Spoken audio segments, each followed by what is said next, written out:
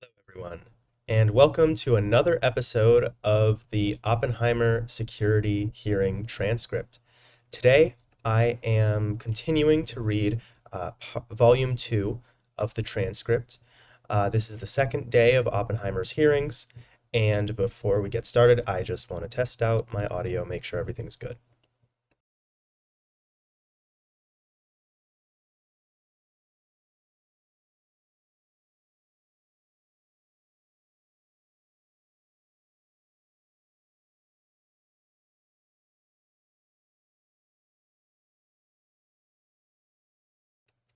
All right, sounds pretty good to me. So, yeah, today we are continuing with the transcript that I read last time. Um, Today I am in my dorm room because my roommate is out of town for Labor Day weekend. And yeah, so I'm just here. I'm gonna read the transcript. Hopefully, there's not gonna be any Wi-Fi issues this time.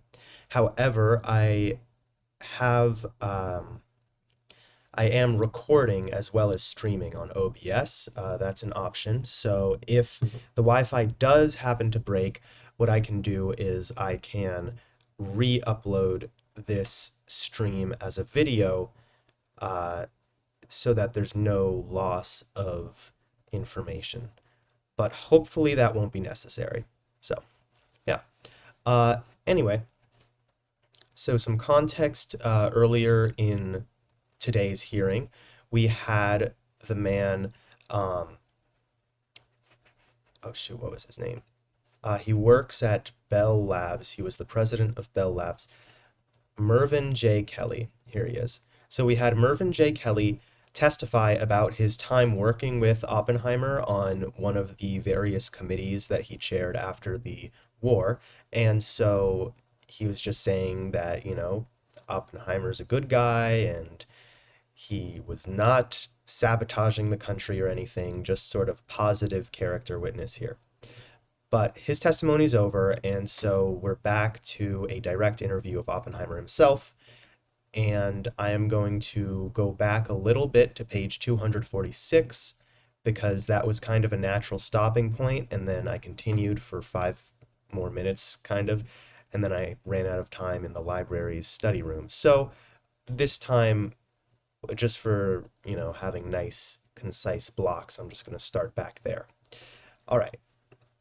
So, yeah. And also, I just want to say, if you have any questions for me, please leave them in the chat and I will respond to them. And if you're watching this on replay, you can also leave any questions in the comments and I will answer all the comments at the next live stream. So, yeah, let's get started. So, all right.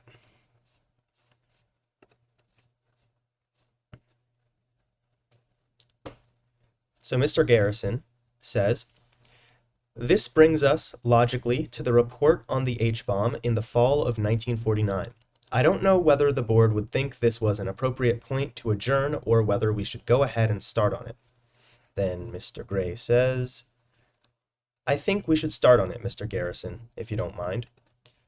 All right. The story begins, I take it, with the Russian explosion of an atomic bomb on September 23rd, 1949.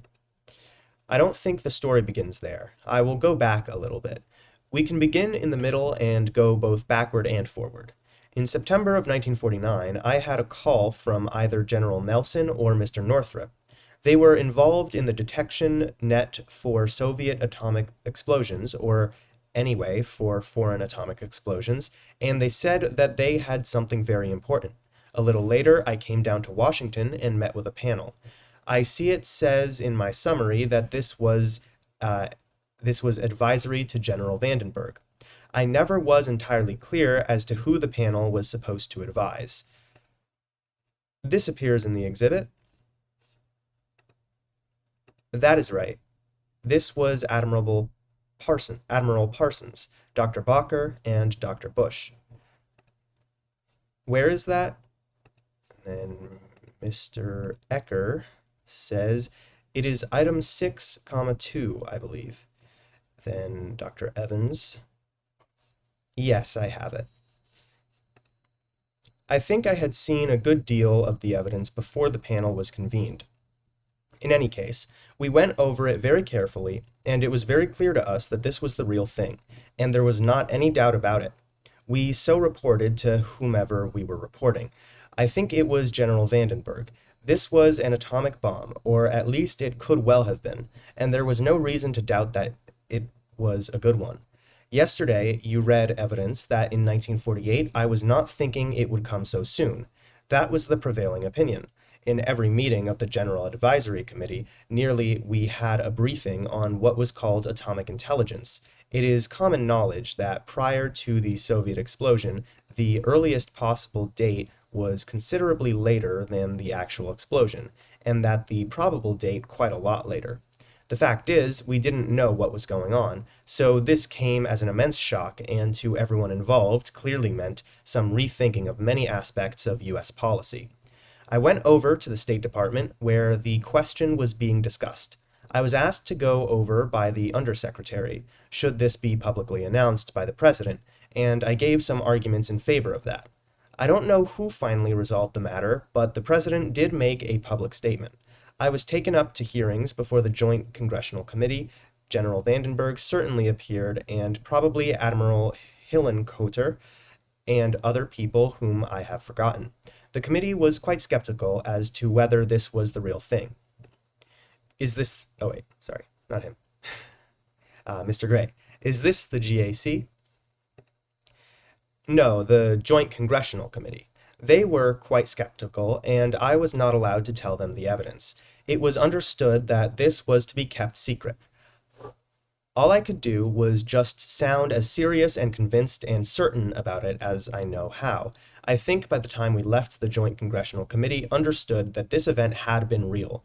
I do remember Senator Vandenberg's asking me, and it was the last time I met with him, he became ill not long thereafter, "Doctor, what do we do now?" I should have said I don't know. I did say we should stay strong and healthy, and we make sure of our friends. This was immediately before the GAC meeting. The committee had a whole lot of stuff on its docket. I have forgotten the details. There was a docket for us. We disposed of that business, and we talked about this event. At that point, Dr. Robbie returned. He had been in Europe on the UNESCO mission. He read about this in the newspapers. The president had announced it. He said very naturally, "I think we ought to decide what to do. I think we ought to advise the commission." I opposed that. I think most all other members of the committee did on the ground that it might take a little while to think what to do, and also on the ground that many of the things to do be done against a framework of governmental decision as to which at that point we could only speculate. During October or late September, I think October, a good many people came to see me or called me or wrote me letters about the super program. I remember 3 things. Dr. Teller arrived. He told me that he thought this was the moment to go all out on the hydrogen bomb program. So this is interesting. If you remember in the movie, Dr. Teller was the first advocate for the hydrogen bomb. He was constantly he wanted to do a hydrogen bomb. He didn't really care as much about the atomic bomb. And so this is kind of he's spearheading that program. And it's interesting because ultimately he will testify. And in the movie, it was suggested that that Dr. Teller was just kind of upset with Oppenheimer for not encouraging his program to move forward. Just sort of a scientific rivalry, I want to do this. I think it's technically possible. Come on, throw your weight behind it. But Oppenheimer, now again, he's claiming here that he discouraged that program purely on a scientific basis, but he also held moral qualms with the development of a hydrogen bomb. So anyway, right here, Mr. Gray interrupts. He says, "May I interrupt? I'm sorry. This is following the GAC meeting of September and prior to the meeting in October." Yes. Dr. Betha arrived. I think they were there together, or their visits partly overlapped, although I'm not sure. He was very worried about it. He will testify. About what? About the thermonuclear program, whether it was right or wrong, what his relations to it should be, I assume he will testify to that better than I can. It was not clear to me what the right thing to do was. You say to you or to him? To me. I had a communication. I can't find it as a letter, and I don't know whether it was a letter or phone call. It was from Dr. Conant. He said that this would be a very great mistake. What would be a great mistake? To go all out with the super. Presumably, he also will testify to this. He did not go into detail, but said if it ever came before the GAC, he would certainly oppose it as folly. The GAC was called to meet in Washington and met on two questions which were obviously related. The first was the commission doing what it ought be doing? Were there other things which it should now be undertaking in the light of the Soviet explosion? The second was the special case of this. Was it crash development, the most rapid possible development and construction of a super among the things that the commission ought to be doing? Now, I have reviewed for you in other connections some of the earlier hydrogen bomb tale. The work on it in the summer of 1942, when we were quite enthusiastic about the possibility, my report on this work to Dr. Bush, the wartime work in which there were two discoveries. One was very much casting doubt on the feasibility, and one which had a more encouraging quality with regard to the feasibility. Of the talks with General Groves, in which he had indicated that this was not something to rush into after the war. Of the early post-war work prior to the establishment of the Commission. Of our encouragement to the Commission, and thus to Los Alamos, and also directly to Los Alamos, to study the problem and get on with it in 1947 and 1948. The GAC record shows, I think, that there were some thermonuclear devices that we felt were feasible and sensible and encouraged. I believe this was in 1948, but that we made a technically disparaging remark about the super in 1948. This was the judgment we then had. I remember that before 1949 and the bomb, Dr. Teller had discussed with me the desirability of his going to Los Alamos and devoting himself to the problem. I encouraged him to do this. In fact, he later reminded me of that I encouraged him in strong terms to do it. Now, the meeting of October 19, 1949. Have we the date right? October 29. October 29. I think what we did was the following. We had a first meeting with the commission at which they explained to us the double problem. What should they do, and should they do this? We then consulted a number of people. We had in the intelligence people.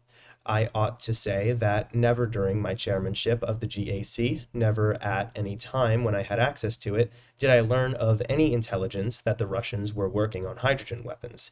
It may have been true, but there was no evidence. We always pressed the officers to find out. We had consultations, not with the Secretary of State, but with the head of the policy planning staff, who represented him, George Kennan, as to what he thought the Russians might be up to, and where our principal problems lay from the point of view of assessment of Russian behavior and Russian motives. We had consultations with the military establishment. General Bradley was there, Admiral Parsons, I think General Hull or General Keyes, head of the Weapons System Evaluation Committee, General Nichols, probably. I won't try to recall all. Also, Mr. LeBaron. Prior to this meeting, there had been no great express of interest on the part of the military in more powerful weapons. The atomic bomb had, of course, been stepped up some, but we had not been pressed to push that development as fast as possible. There had been no suggestion that very large weapons would be very useful. The pressure was all the other way. Get as many as you can. We discussed General Bradley's analysis of the effects of the Russian explosion and what problems he faced, and with the staff, of course. Then we went into executive session. I believe I opened the session by asking Fermi to give an account of the technical state of affairs. He has always been interested in this possibility. I think it occurred to him very early that the high temperatures of a fission bomb might be usable in igniting lighter materials. He has also an extremely critical and clear head. I asked others to add to this. Then we went around the table and everybody said what he thought the issues were that were involved. There was a surprising unanimity, to me very surprising, that the US ought not to take the initiative at that time in an all-out program for the development of thermonuclear weapons. Different people spoke in different ways. I don't know how available to you the actual record of this conversation is, or even whether it fully exists, but there was not any difference of opinion in the final finding. I don't know whether this is the first thing we considered or whether we considered the Commission's other question first. I imagine we went back and forth between the two of them. To the Commission's other questions, to the Commission's other question, were they doing enough? We answered no. Have you read this report? Because if you have, my testimony about it will add nothing. I believe that the report with 2 annexes. I don't know whether they are actually annexes, but 2 supplementary statements. I don't know whether that is in one page signed by 2 people or 2 separate sheets. The report itself you have. The report is available. I think you better say what you recollect of it. I recollect of it that the first part of the report contained a series of affirmative recommendations about what the Commission should do. I believe all of them were directed toward weapons expansion, weapons improvement, and weapons diversification. Some of them involved the building of new types of plant, which would give a freedom of choice with regard to weapons. Some of them involved just a stepping up of the amount. I don't think that this expressed satisfaction with the current level of the Commission effort. On the super program itself, I attempted to give a description of what this weapon was, of what would have to go into it, and what we thought the design would be. I explained that the uncertainties in this game were very great, that one would not know whether one had it or not unless one had built it and tested it, and that realistically one would have to expect not one test, but perhaps more than one test, that this would have to be a program of design and testing. So yeah, I do find it interesting, just the question of like whether this was a genuine belief of Oppenheimer's or whether he was just using it to justify his moral belief that we should not build a thermonuclear bomb. Uh, it is fascinating. I don't know. I mean, because I don't have the technical knowledge here either about, you know, thermonuclear bombs. So uh, I don't know. But it is just sort of interesting to think about. Anyway,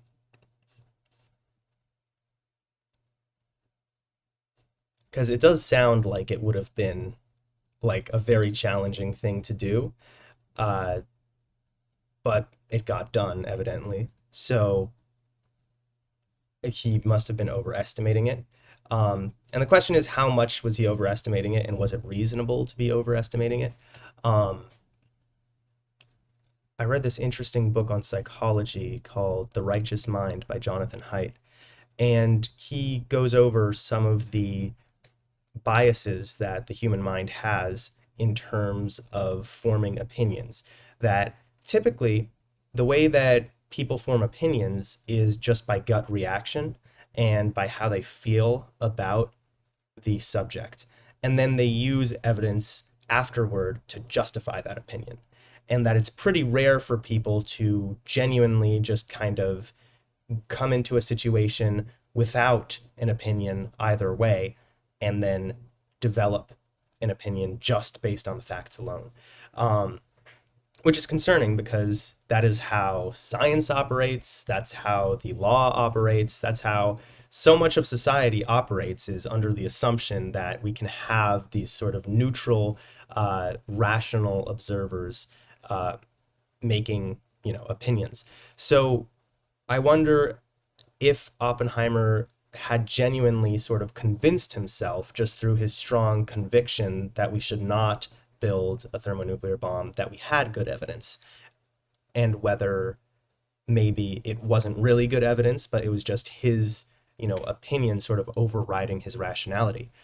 Uh, but I think probably the fact that the other scientists were almost unanimously in agreement with him would suggest to me that this was, more on the rational side, because, the more independent people you have agreeing on something, the more likely it is that there are real facts there, rather than just sort of biases being confirmed after the fact.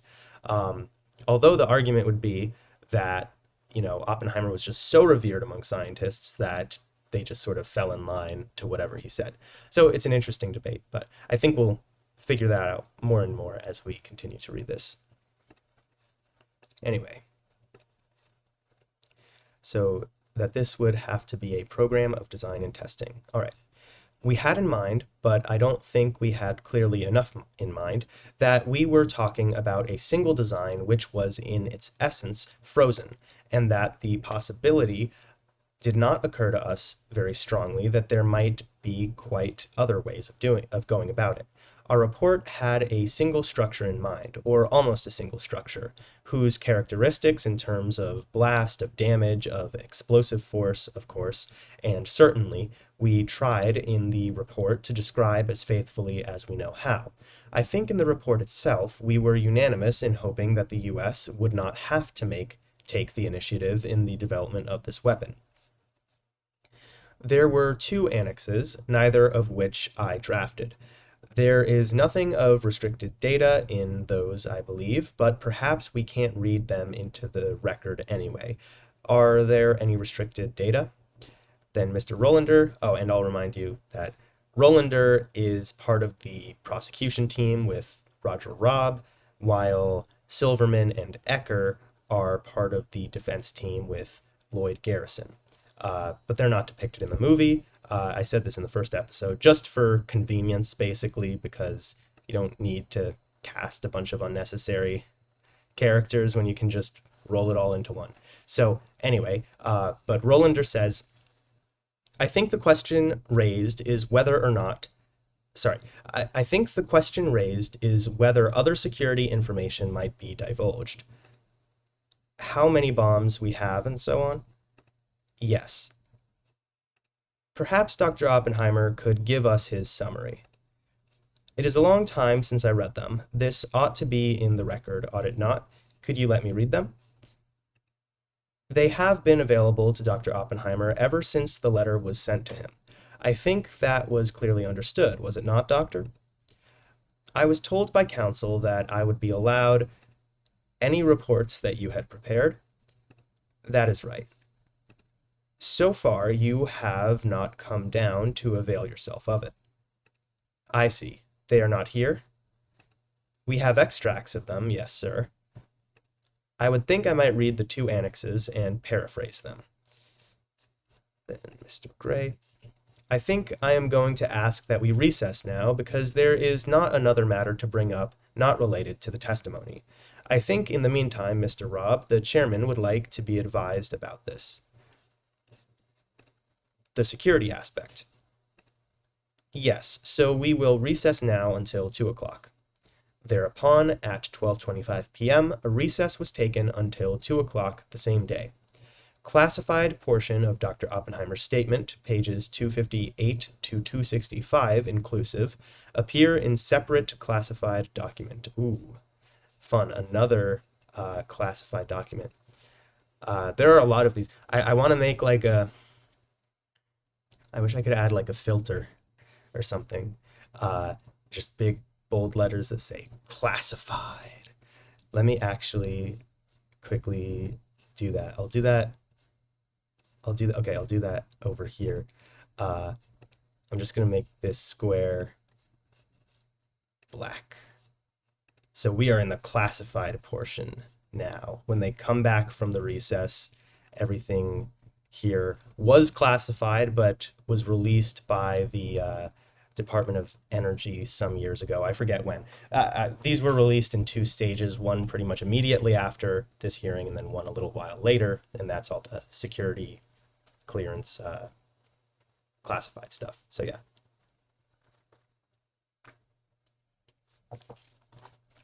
All right, let me just grab that file.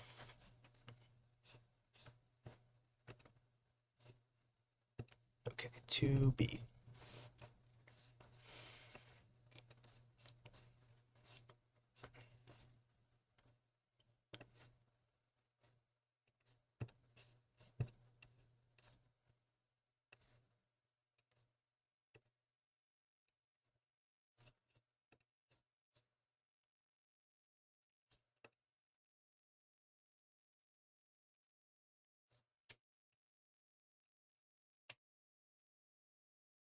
Okay.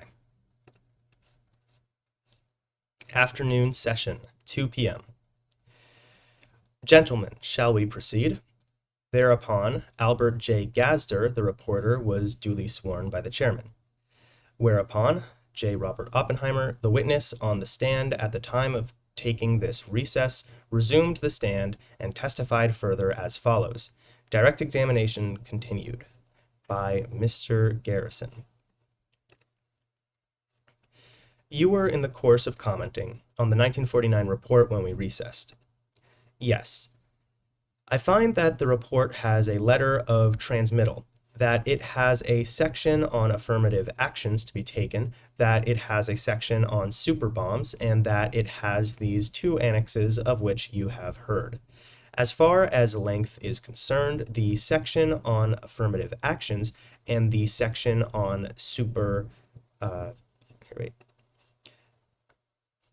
As far as length is concerned, the section on affirmative actions and the section on super bombs are about equal, and I guess I can't tell you what is in the one on affirmative actions, except in the very general terms I used before.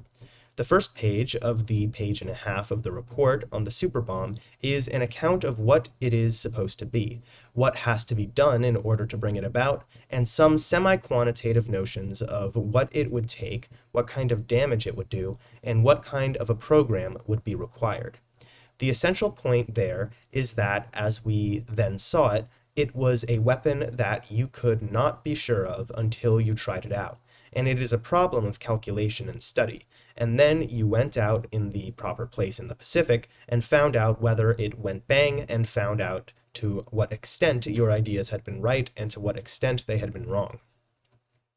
It is on the second page that we start talking about the extent of damage, and the first paragraph is just a factual account of the kind of damage, the kind of carrier, and I believe I should not give it, I believe it is classified, even if it is not possibly entirely accurate. I would like to state one conclusion, which is that for anything but very large targets, this was not economical in terms of damage per dollar, and then, even for large targets, it was uncertain whether it would be economical in terms of damage per dollar. I am not claiming that this was good foresight, but I am just telling you what it says in here. I am going to read two sections. First, I'm going to say, quote, "We all hope that by one means or another, the development of these weapons can be avoided. We are all reluctant to see the U.S. take the initiative in precipitating this development. We are all agreed that it would be wrong at the present moment to commit ourselves to an all-out effort towards its development." End quote. This is the crux of it, and it is a strong negative statement. We added to this some comments as to what might be declassified and what ought not to be declassified and held secret if any sort of a public statement were contemplated. If the president were going to say anything about it, there were some things we thought obvious, and there would be no harm in mentioning them. Actually, the secret ones were out in the press before very long.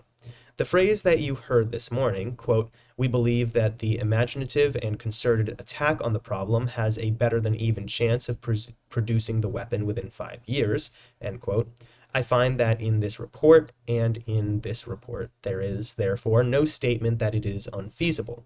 There is a statement of uncertainty, which I believed at the time was a good assessment. you would have found people who would have said this was too conservative, it could be done faster and more certainly, and you would have found other people who would say that it could not be done at all.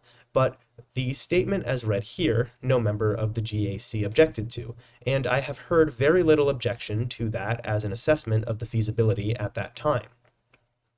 This is the report itself, and there are parts of it which I think you should read, but for the record, there are parts that I cannot get into here. Mr. Chairman, I think it might be well for the record to show at this point that the board has read the entire report. I see. Then what am I doing that for? Doctor, that is up to you. I thought, Mr. Chairman, there was expressed a little doubt on the part of the board this morning as to just how completely it was recalled at this time, and I think also for that reason it is quite appropriate for Dr. Oppenheimer to perhaps tell the board in his own way what was in it. That is what I understand was the purpose of addressing his remarks as he is doing. I am sure counsel was not mentioning that in the form of an objection. No, not at all. I was not offering that as an objection, and I do not object to anything. In fact, I might say that later on we might want to come back to this report. One important point to make is that lack of feasibility is not the ground on which we made our recommendations. Another point I ought to make is that lack of economy, although alleged, is not the primary or only ground. The competition with fission weapons is obviously in our minds. The real reason, the weight behind the report, is, in my opinion, a failing of the existence of these weapons would be a disadvantageous thing. It says this over and over again. I may read, which I am sure has no security value, from the so-called minority report, Fermi and Robbie. Quote, the fact that no limits exist to the destructiveness of this weapon makes its very existence and the knowledge of its construction a danger to humanity as a whole. It is necessarily an evil thing considered in any light. For these reasons, we believe it important for the President of the U.S. to tell the American public and the world that we think it wrong on fundamental ethical principles to initiate the development of such a weapon. End quote. So that's really interesting because Oppenheimer didn't say it. He's like, I didn't say it, but other people were thinking it too. So lots of people, had this sort of ethical concern because in theory, there is no theoretical limit to how destructive a thermonuclear weapon can be.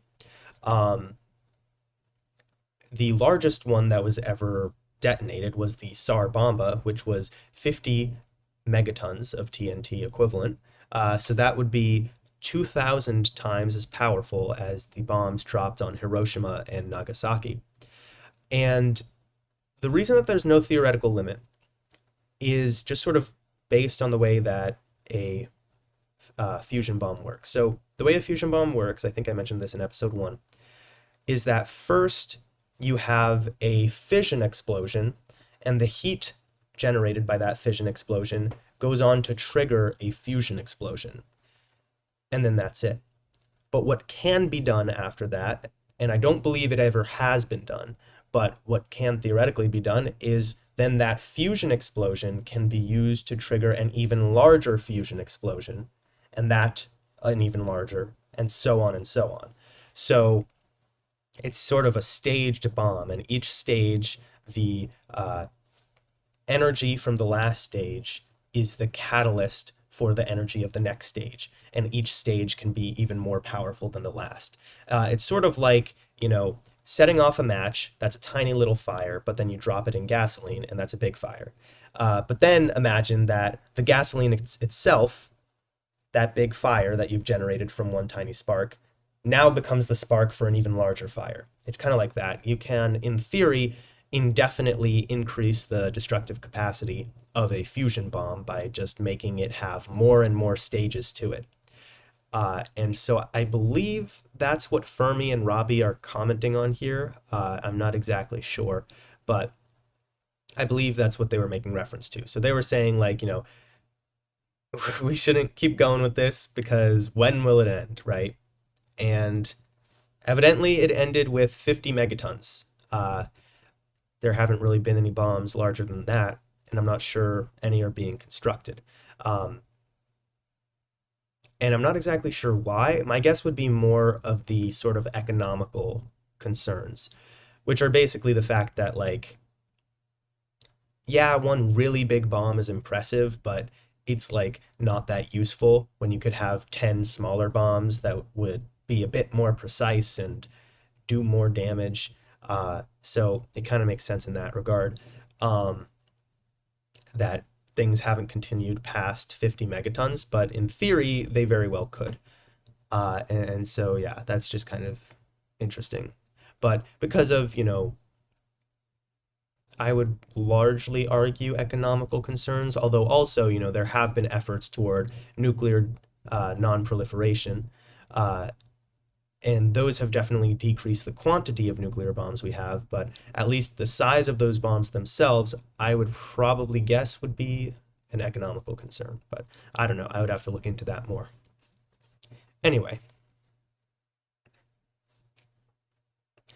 in the report, which got to be known as the Majority Report, which Knantz wrote, Dubridge, Buckley, and I signed, things are not quite so ethical and fundamental, but it says in the final paragraph, quote, in determining not to proceed to develop the superbomb, we see a unique opportunity of providing by example some limitations on the totality of war, and thus of eliminating the fear and arousing the hope of mankind.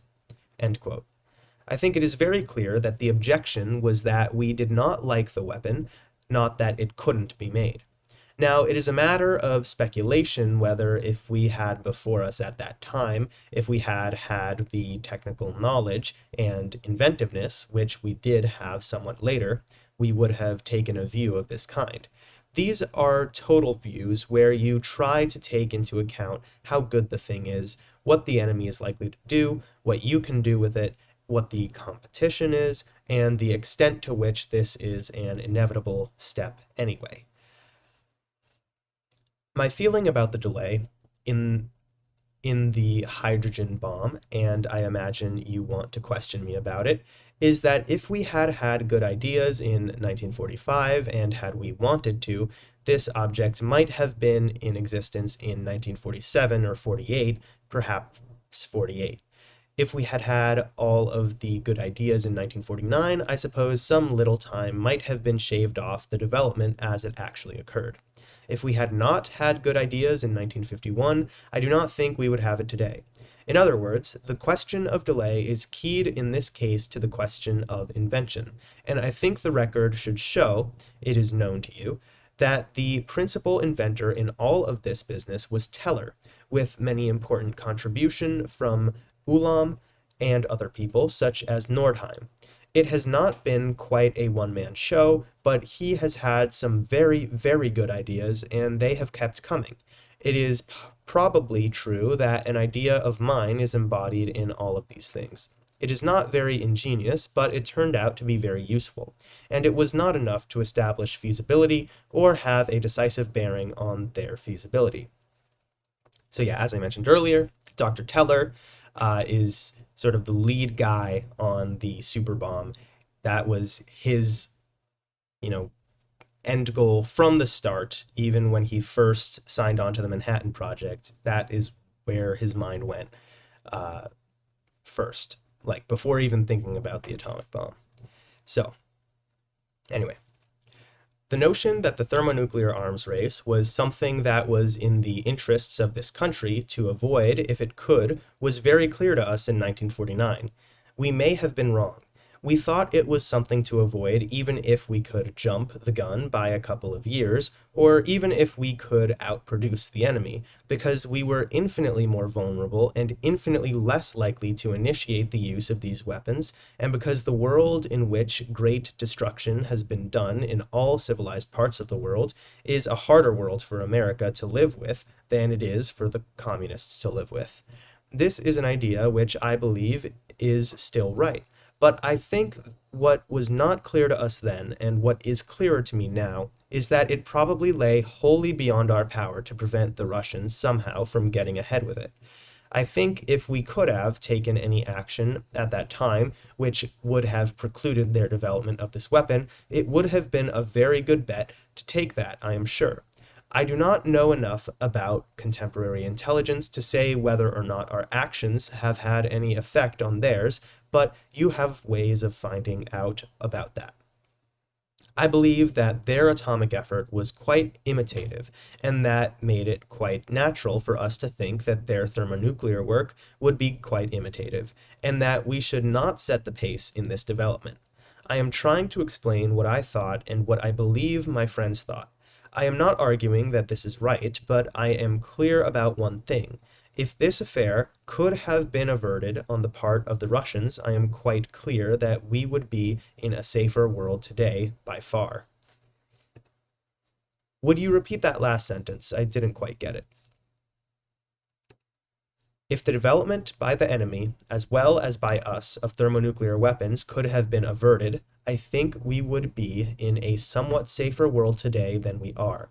God knows, not entirely safe because atomic bombs are not jolly either. I remember a few comments at that meeting that I believe it best that people who are coming here to testify speak for themselves about. I am not sure my memory is right. Comments of Fermi, of Conant, of Robbie, and of Dubridge as to how they felt about it. How many members of the GAC are being called by you, the members of the GAC at that time? 4 or 5, I think. Mr. Conant, Dr. Dubridge, Dr. Fermi, Dr. Robbie, Mr. Rowe, Mr. Whitman, Professor von Neumann. He was not there. It is a substantial membership. We have a statement from Mr. Manley that we will probably introduce in written form to avoid the necessity of calling him from the state of Washington. And so that closes the classified segment. So now we are back to unclassified material. And I will turn this back to the color it was before. Cool. All right.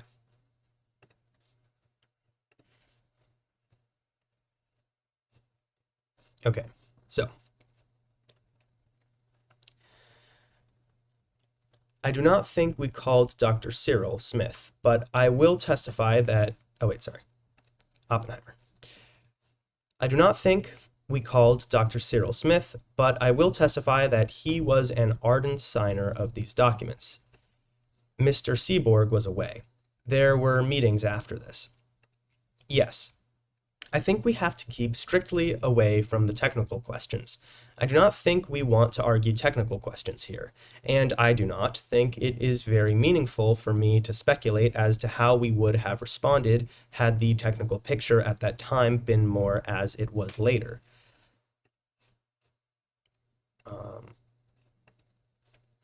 However, it is my judgment in these things that when you see something that is technically sweet, you go ahead and do it, and you argue about what to do about it only after you have had your technical success. That is the way it was with the atomic bomb. I do not think anybody opposed making it. There were some debates about what to do with it after it was made. I cannot very well imagine if we had known in late 1949 what we got to know by early 1951, that the tone of our report would have been the same. You may ask other people how they feel about that. I am not at all sure they will concur, some will and some will not. In any case, after this report, we had a series of further consultations. I remember that almost immediately afterwards, I consulted with the Secretary of State. I think I consulted with him twice, perhaps alone and once with the head of the policy planning staff, and we talked about this problem. I remember that the commission called us down sometime after our meetings, October 29 meeting, called only those members of the committee that were nearby, those on the East Coast, Conant, Buckley, Robbie, and me, 5 of us, and we went into it in a more informal session and that is the first time that I became aware of a division of opinion in the commission, and presumably we explained what we had in mind. There is no record of that meeting, or at least I have no record of it, and I have forgotten the details. I know that they had another GAC meeting before the president's decision was made, and the commission asked us to amplify those points. Presumably that was done, and presumably you have access to those records, and I have no vivid recollection as to what was said. In addition to that, toward the end of the period during which the president was making up his mind, I was called by the Joint Committee to come and explain what we had in mind. I was out in California at the time, but when I got back, I did appear before the Joint Committee. This was immediately before the president's decision was made, and I knew how a decision was coming out, but I tried to explain what we had in mind as well as I could. That testimony is presumably also available to you. It is a fairly long statement, question and answers from the senators and congressmen, and I think it stresses the same points as our first report. That is the impression I have. It is not accessible to me. In any case, the GAC, which had a habit of always being around when something was happening, was in Washington when the president issued his announcement, saying that we were going ahead with it. The date of that was when? January 29, 1950. I remember two things. One is that in the relatively short interval between October 29 and January 29, the technical prospects for doing what we were planning to do had deteriorated. This was to continue for a long time, and the essential points had not yet come up. By that time, we were also quite worried how to carry out the presidential directive. I believe that our report of that meeting, January 29, 1950, said something like this. We are not going to go into the question of the wisdom of the decision. We now have to look at how to carry it out, and we pointed out that there were several things that the commission needed to get very busy on if the program was to match. It had to make certain materials available in order to support the Los Alamos efforts. It had to rearrange its program in certain ways in order to get on with the job. And I think it was probably at that time that we got into the details of the Savannah River plant.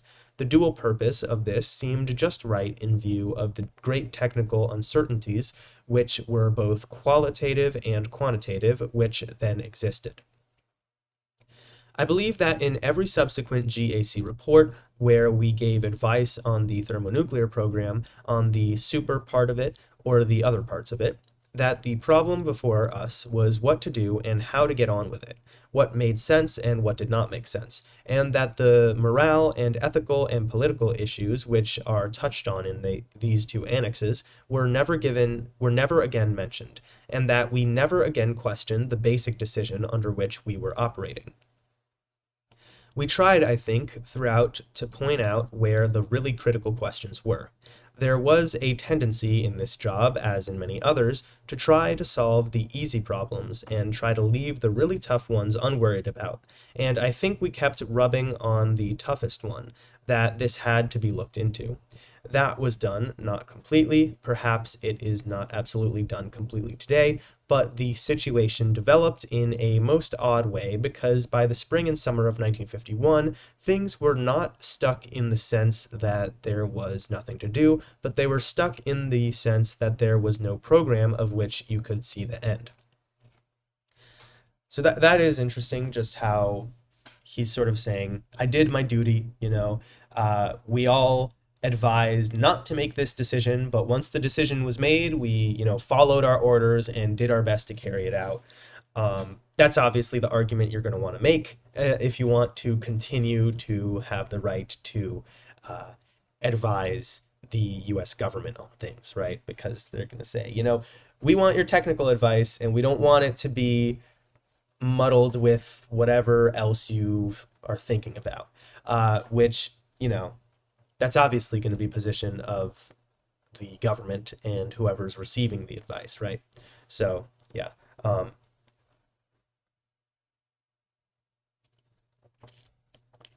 Anyway. Okay. Now, different people responded differently to that.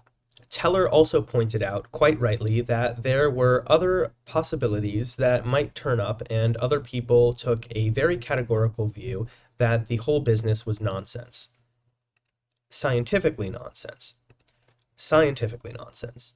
I believe my own record was one that it looked sour, but we have had lots of surprises, and let's keep open-minded. I was under very considerable pressure to report in bleak terms through the GAC meeting, to the commission, and to the military on the prospects. I remember General McCormick saying that we had a duty to do this. At a later time, I remember Admiral Parsons saying that we had a duty to do this to the military rather than to the commission. We were in somewhat of an uncomfortable position. We recommended against this, it was not going well, and we didn't quite think that it was right for us to say how badly it was going on the ground, that this might not be credible, might not be convincing.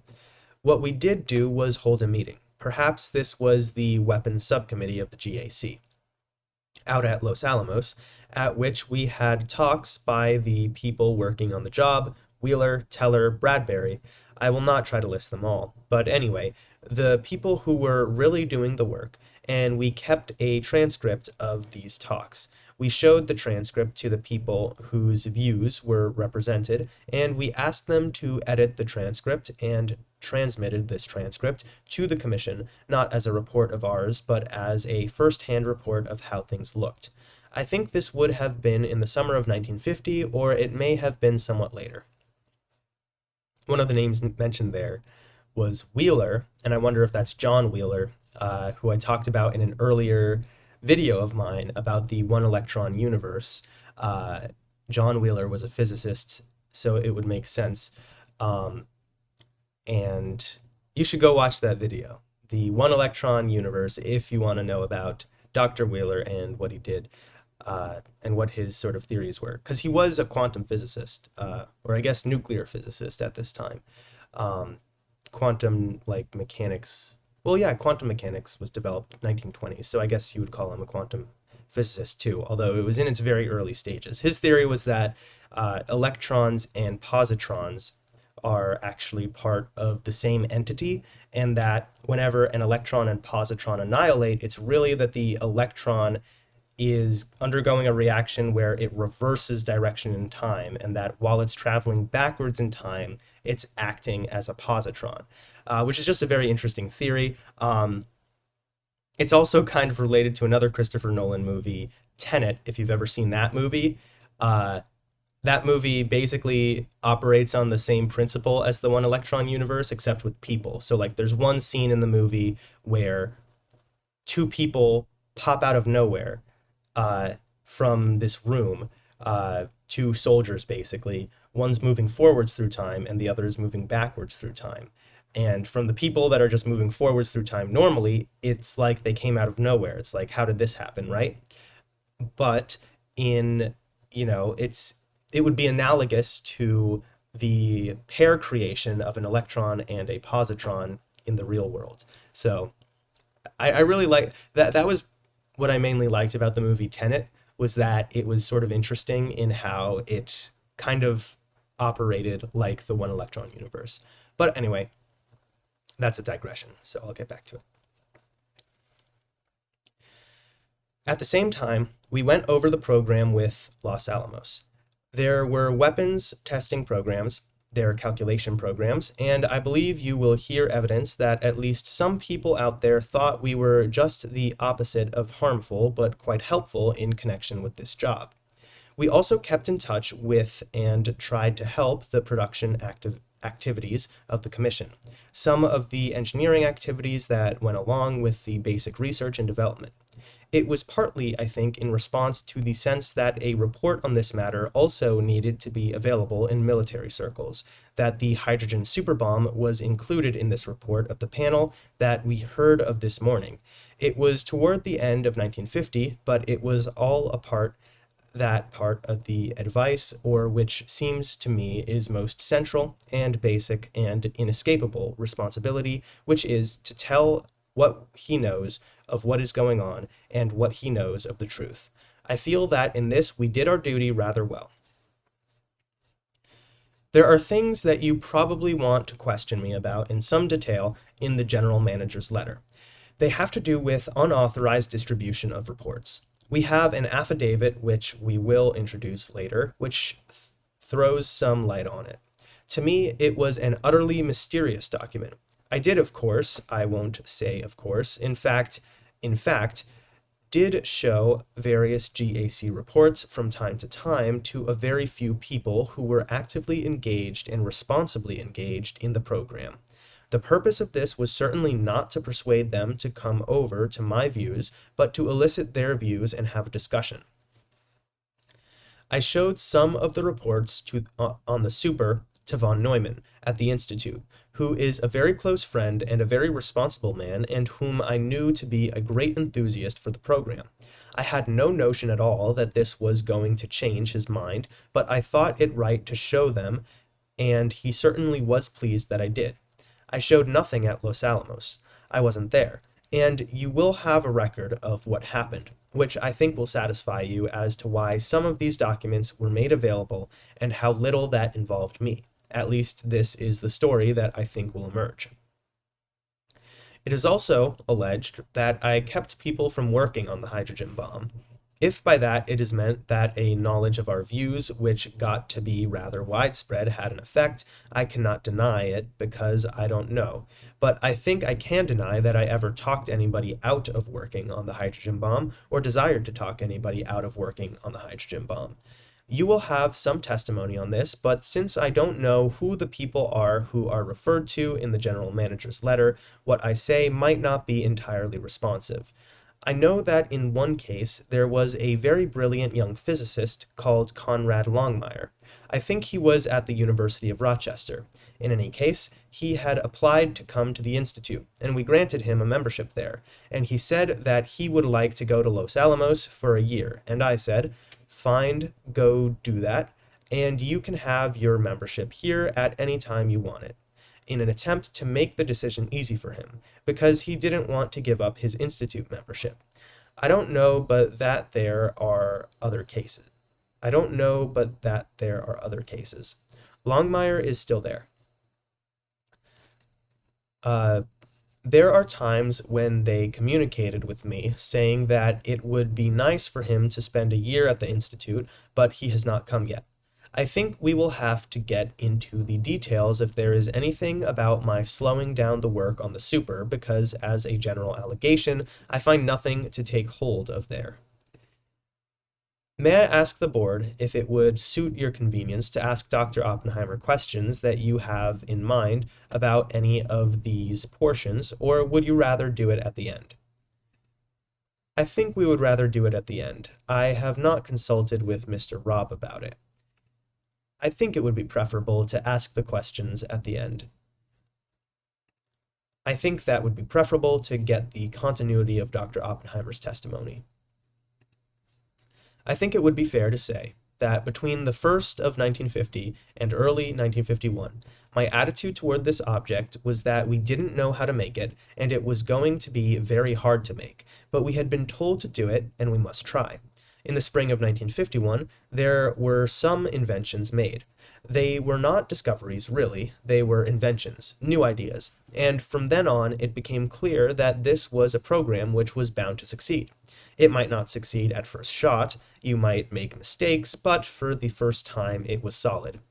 It was not on the end. It was not on the end. It wasn't so that every time you calculated it, it was yes or no, but it came out that you knew that you could do not. I don't know. It was just a question of how rapidly and how well, and I am amazed at the speed at which this actually went after we learned what to do. Ulam and Teller had some very bright ideas. Why none of us had them earlier, I cannot explain, except that invention is a somewhat erratic thing. Teller had been working on this from 1942 on. His heart was in it, but it wasn't until 1951 that he thought about how to do it right.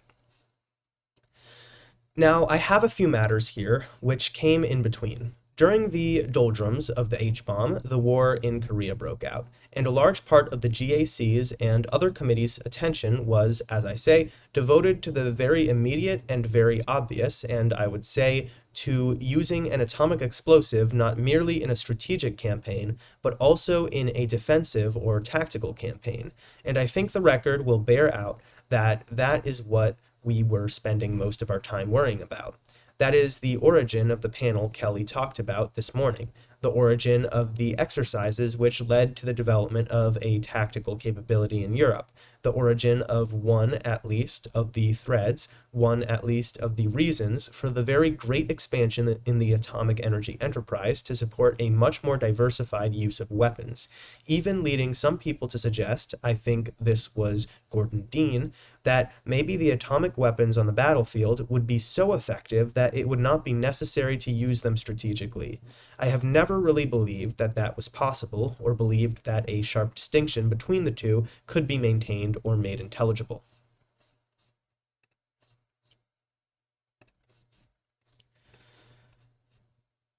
In the late summer and autumn of 1950, I had an obvious personal worry. I had made as chairman and had participated in the recommendation against the development of the super. The super was a big item on the program. It wasn't going very well, and I wondered whether another man might not make a better chairman for the GAC. This was particularly true since there were 3 new members added to the committee, Whitman, Murphy, and Libby, and I felt a little uncomfortable about continuing in that office. I discussed it with several physicists. I remember discussing it with Teller and Bacher. Teller says that he does not remember discussing it with me. The general advice was, let's all stick together as well as we can, and don't resign and don't change your position. What was that date? In the summer of 1950.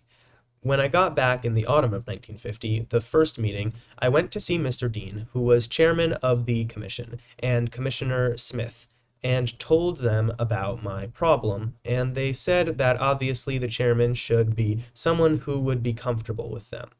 What would be their suggestions? They protested in very forceful terms that I should not quit as chairman, and that they would be very unhappy if I did, that I ought to carry on. I also took the thing up with our committee, but our committee was not a very responsive group when it came to electing other chairmen, and I got no place. I did not feel that I ought to resign as chairman or refuse to serve. I thought I ought to do what was comfortable for the commission and the committee, and I tried to ascertain what that was. How about your Princeton meeting? We are still on the subject of the H-bomb and its consequences. In the spring of 1951, I called, I am not sure whether I suggested it or whether Commissioner Smith suggested it, but we consulted about a rather, sorry.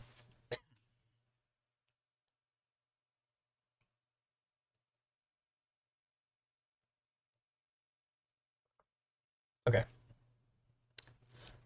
In the spring of 1951, I called, I am not sure whether I suggested it or whether Commissioner Smith suggested it, but we consulted about it, a rather large meeting for a couple of days at the Institute in Princeton. And we had, therefore, I think, all 5 commissioners, the general manager and his deputy, the head of the Division of Military Applications, Bradbury, and his assistants, Teller, von Neumann, Betha, Bacher, Fermi, who was no longer a member of the committee, and Wheeler, and one of his assistants, the people who were working on the program, and we had a couple of days of exposition and debate. I chaired the meeting, and I suppose I did the summarizing. It was not the full General Advisory Committee, the Weapons Subcommittee essentially. The secretary of the committee was there, and he took some notes, but he did not write up an official report. At that time, I think we did 3 things. We agreed that the new ideas took top place, and that although the old ones should be kept on the back burner, the new ones should be pushed. I believe there was no dissent from this. There was no articulated dissent. But later, Commissioner Murray asked if this wasn't a violation of the presidential directive, and I could only respond that I didn't know as to what, but I thought it was a good course, and if it was, maybe the president would modify his directive.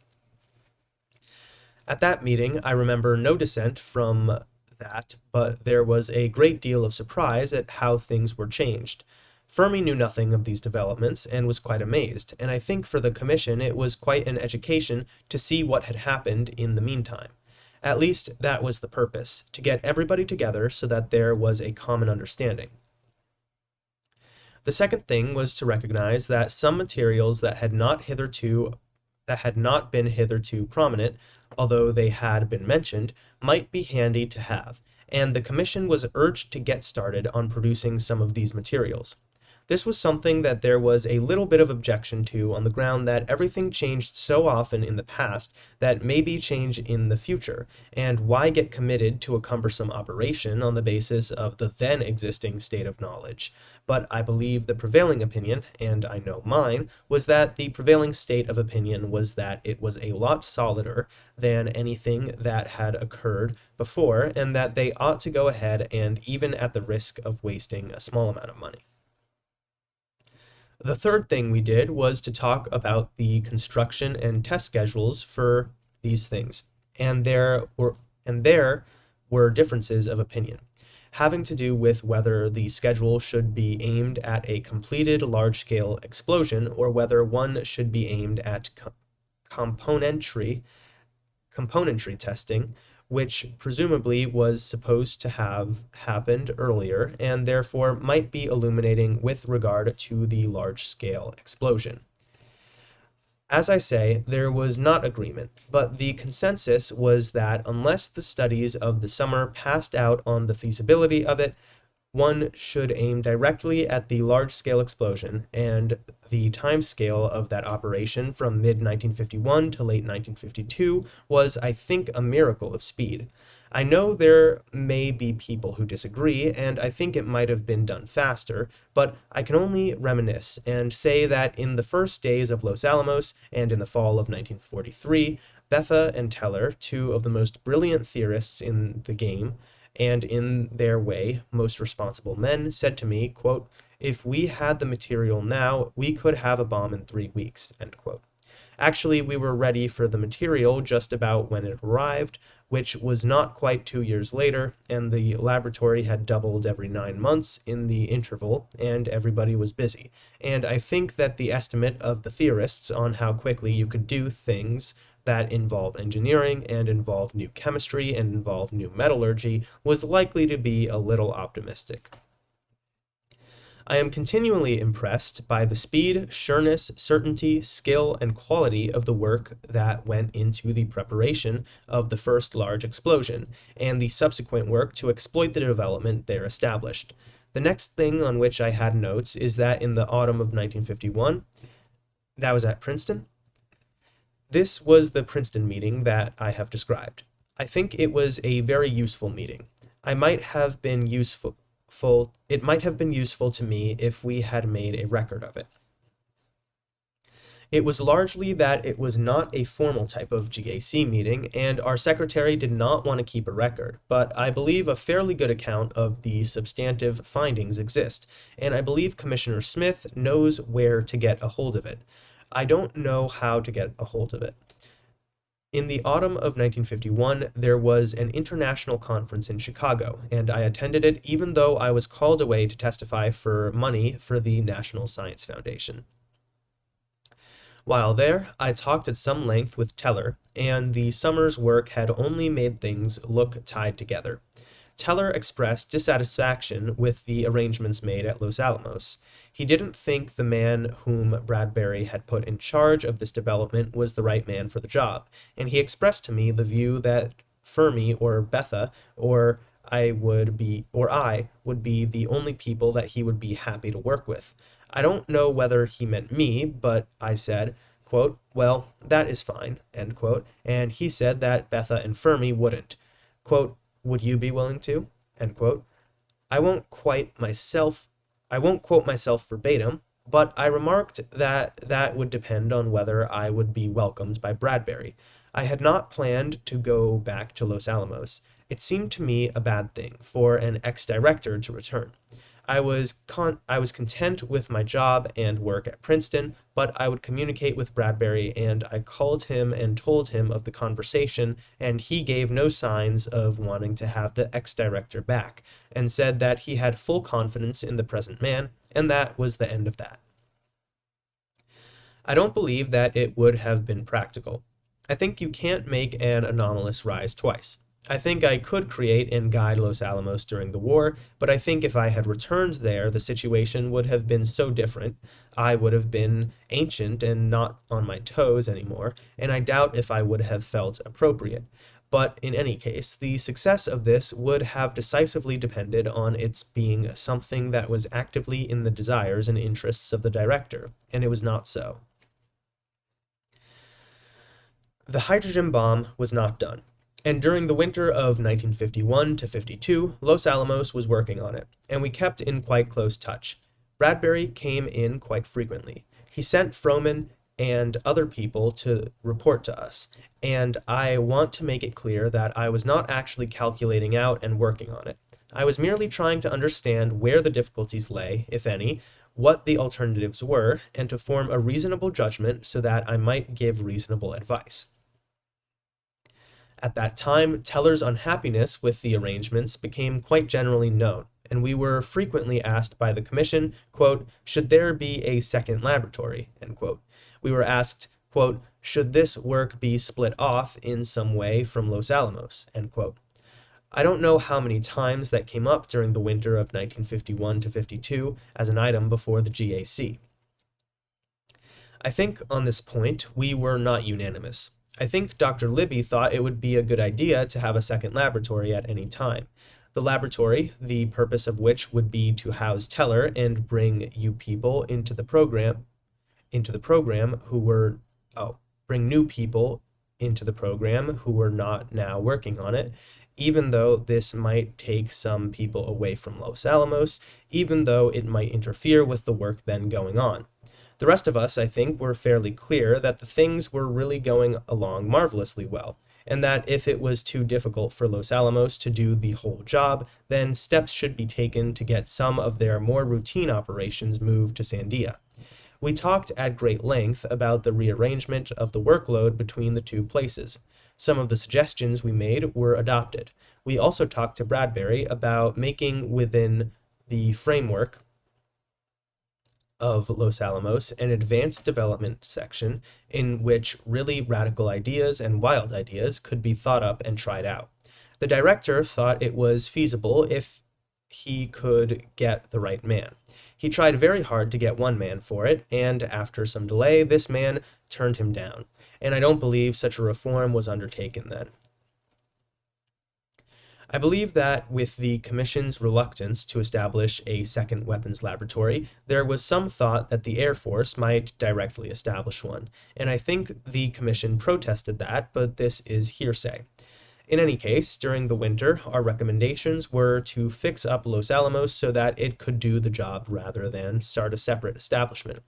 Later, in the spring, perhaps in April, we learned that there had been some preliminary talks toward the converting of the laboratory at Livermore, which had been engaged in an enterprise related to atomic energy, of which we, the members of the GAC, took a rather sour view of converting this, in part so that it could not more weapons testing work with a special eye to the thermonuclear program. This we liked and this we endorsed. The laboratory at Berkeley had often been involved in the instrumentation of weapons tests, and it seemed that this was a healthy growth which wouldn't weaken Los Alamos, which would bring new people into it where there was an existing managerial framework, and where the thing could occur gradually, and therefore constructively.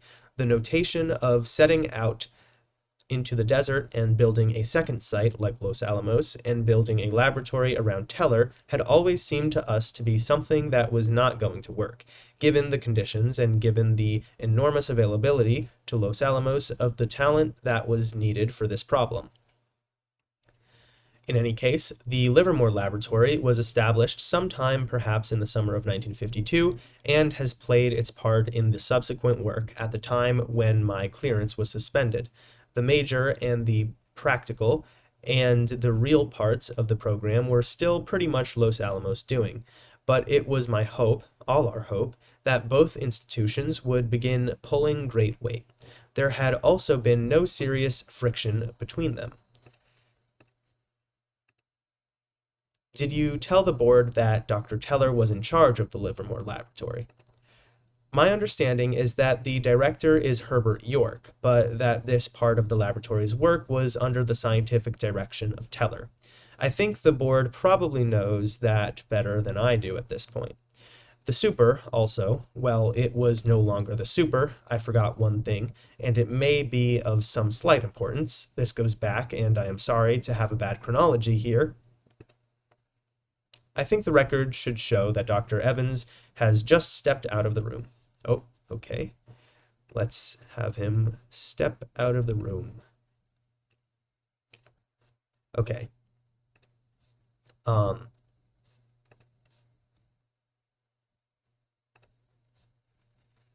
Mr. Robb says, Dr. Evans has just stepped back into the room. Wonderful. Okay. I don't know what he was doing out there for like 5 seconds, but he's back. Okay. So,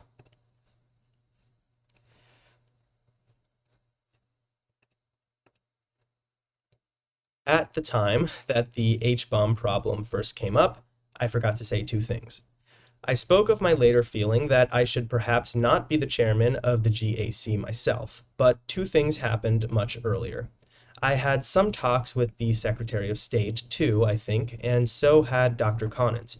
Dr. Conant brought back, and so did Mr. Lilienthal, from the Secretary of State, two messages. One was a message to Conant and me, for heck's sake, not to resign for or make any public statements to upset the apple cart, but accept this decision as the best to be made, and not to make any kind of conflict about it.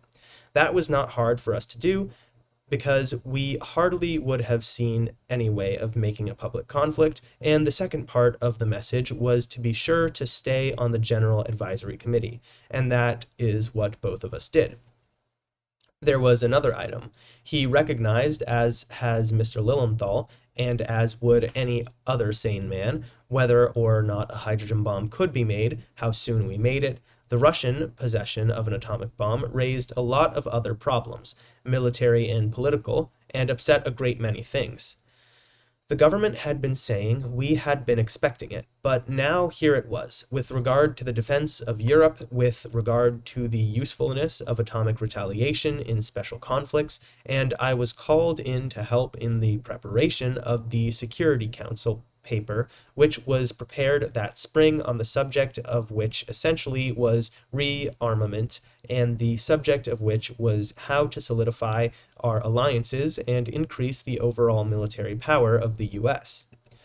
This was the spring of 1950. This was the spring of 1950.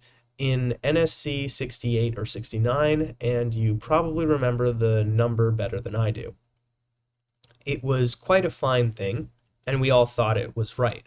But it was the outbreak of the war in Korea that made it possible to do something about it.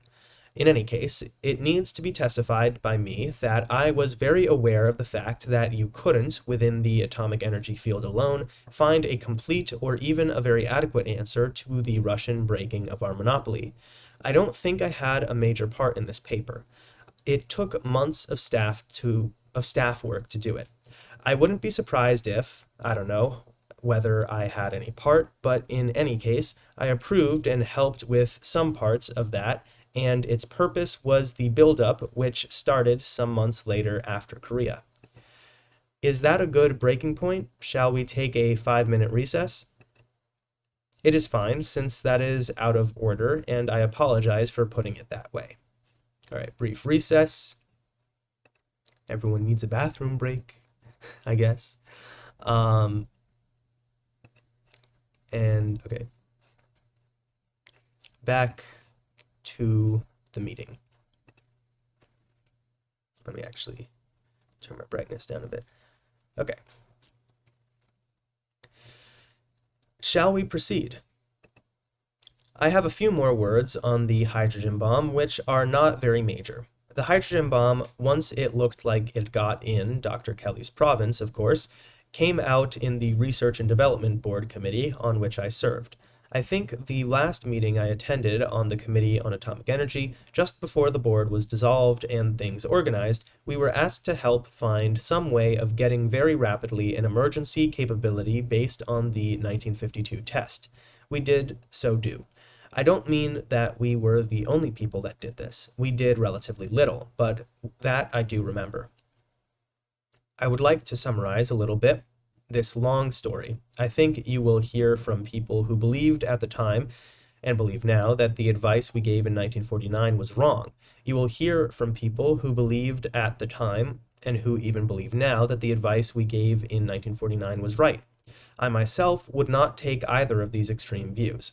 I think we were right in believing that any method available consistent with honor and security for keeping these objects out of the arsenals of the enemy would have been a good course to follow.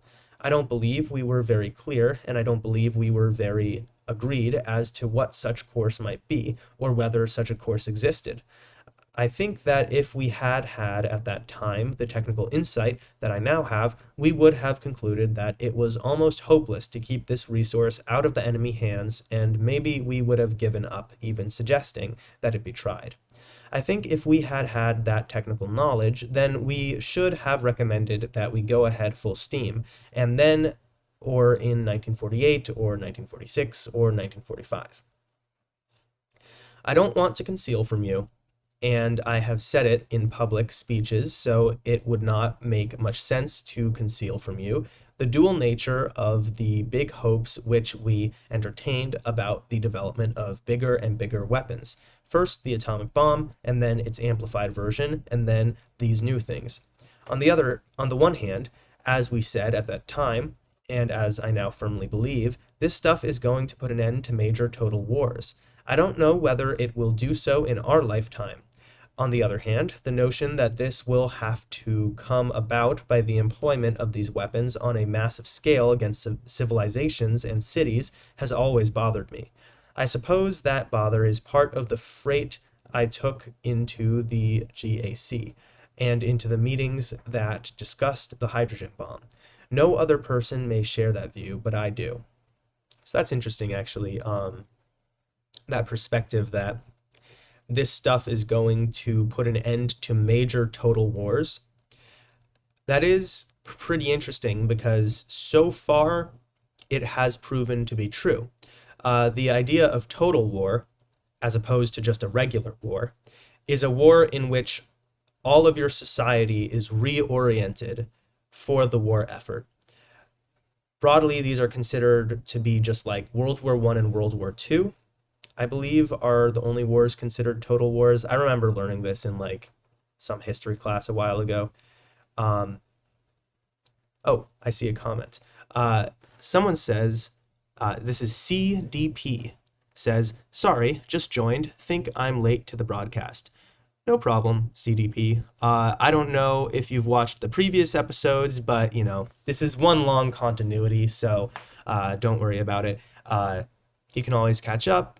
And if you want to just watch what's going on right now, starting in the middle, I think that's fine too. We're just talking about Oppenheimer Security Hearings, which were portrayed in Christopher Nolan's movie Oppenheimer recently. But anyway, so the historical concept of total war is a war in which like all of society reorients to focus on war. And I think the only examples of that are World War I and World War II, because after that, you still have war, obviously. Anyone who says this will be the end of war, period, is, history has shown them to be wrong, anyone that has ever said that.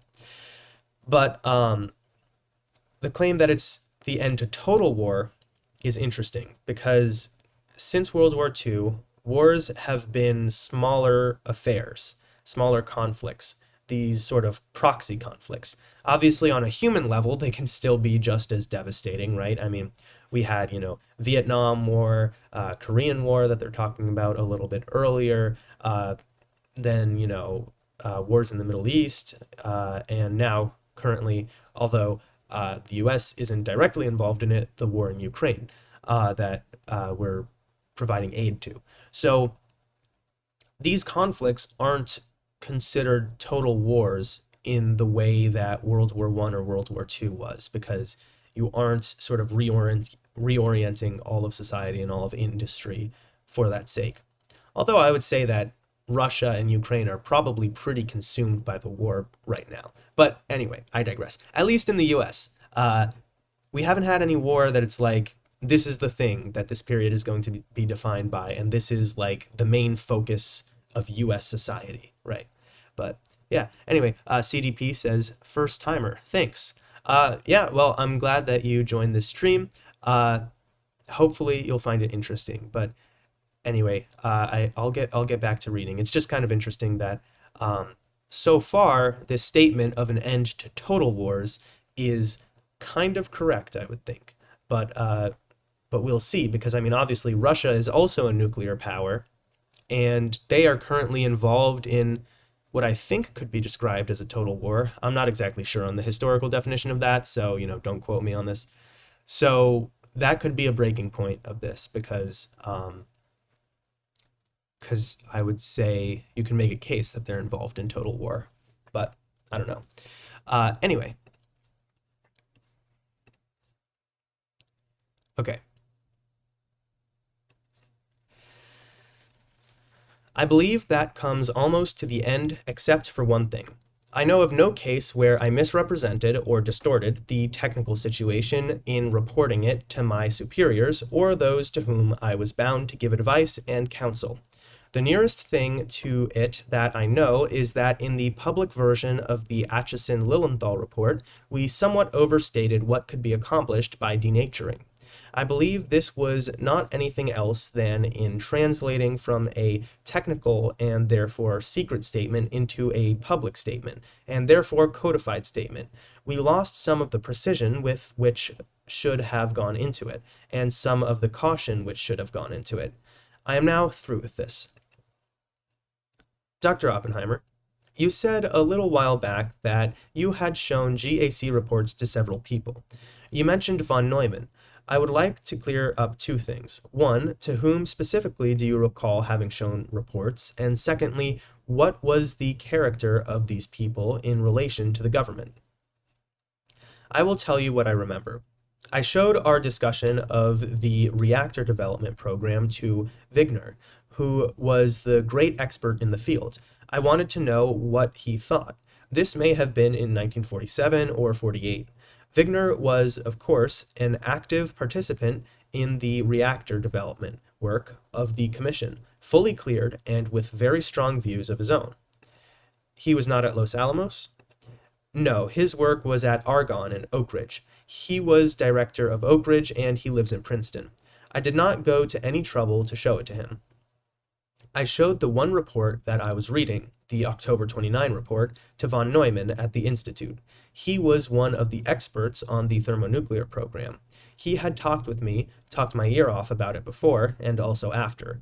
I may have shown it to Betha, but I am not sure. Betha and he were again both cleared for top secret information.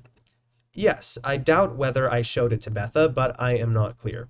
I don't recollect. I would not have regarded it as improper. I would have regarded it as consistent with my job of attempting to properly advise the Commission and represent the scientific elite to the Commission, experts, not elite, and back and forth.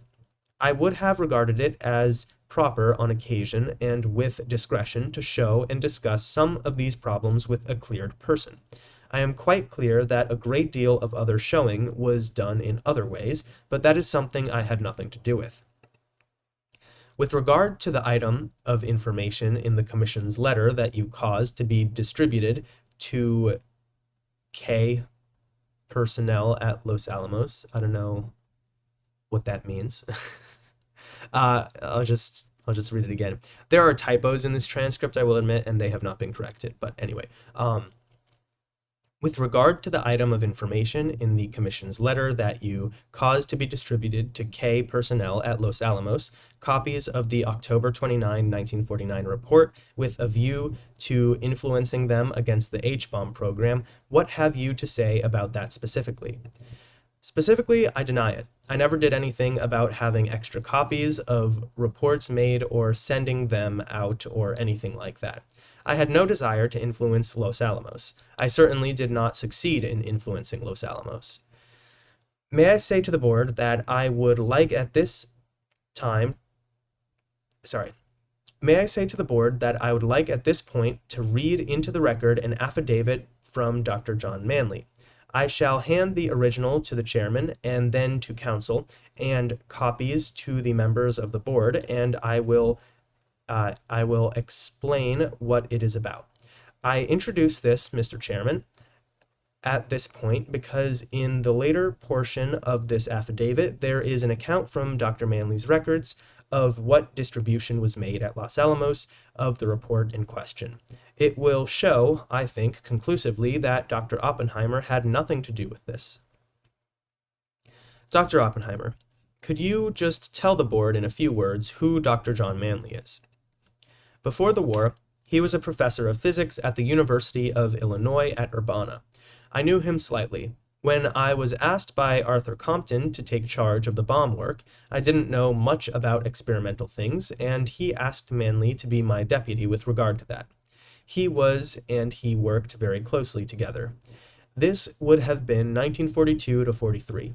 He helped build the Los Alamos laboratory. He was in charge of the group at Los Alamos in the physics division of the laboratory.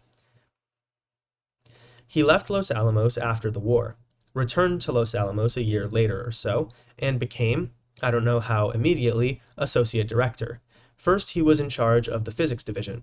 At that time, after our first meeting, the General Advisory Committee asked me to invite him to become our secretary. He was our secretary until what would have been 1950 or 51. I have forgotten the date. At that time, he left atomic energy work and left Los Alamos and is chairman of the Department of the University of Washington at Seattle. He is not Jack Manley.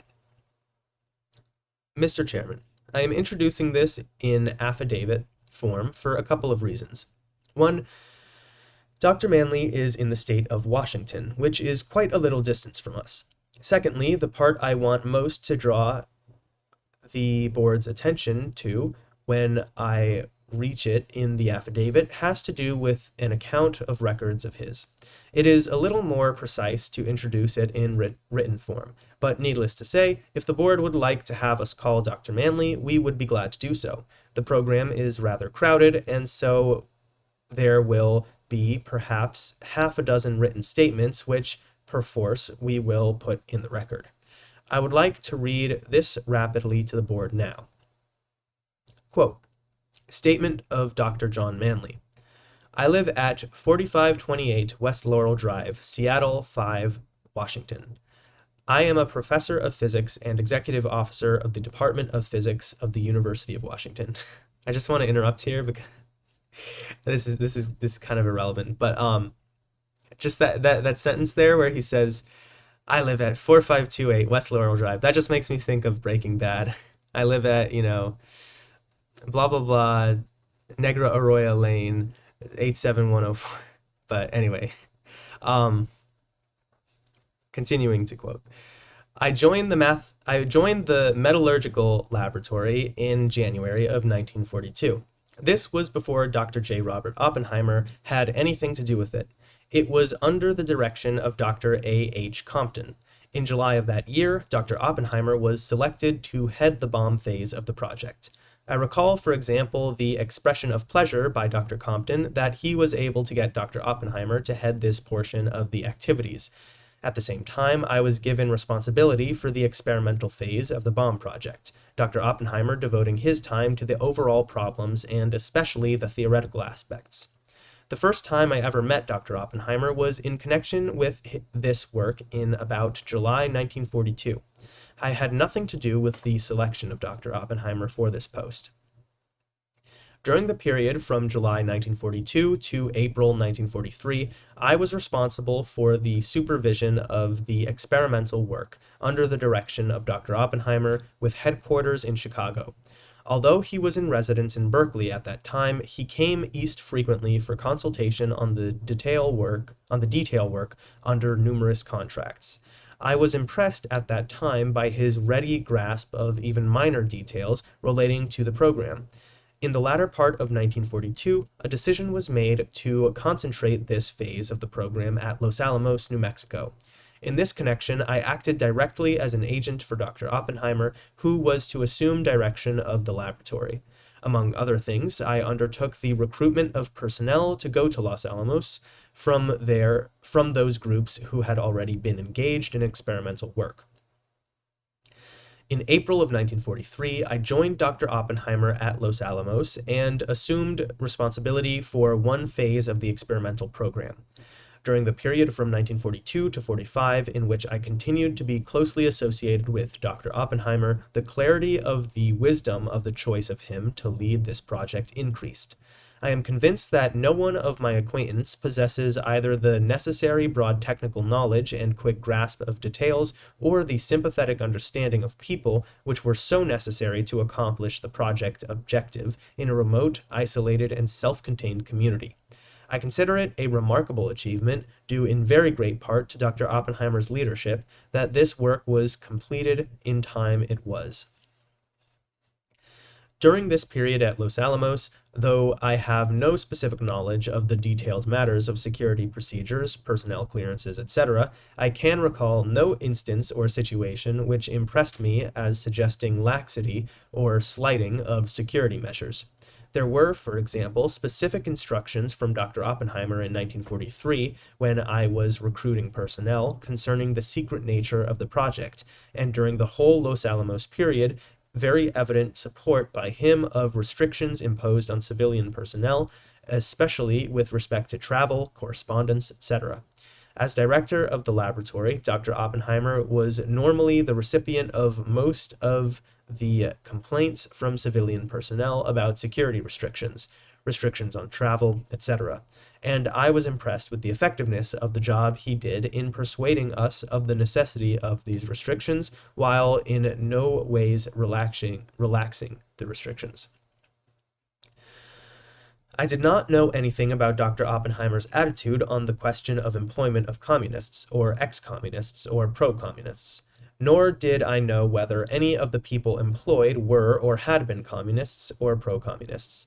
In my recruitment work, I didn't have occasion to go into this question because A, security was not my job, and B, the recruitment that I had to do with was largely confined to individuals who were already working on various phases of the project and so had been cleared.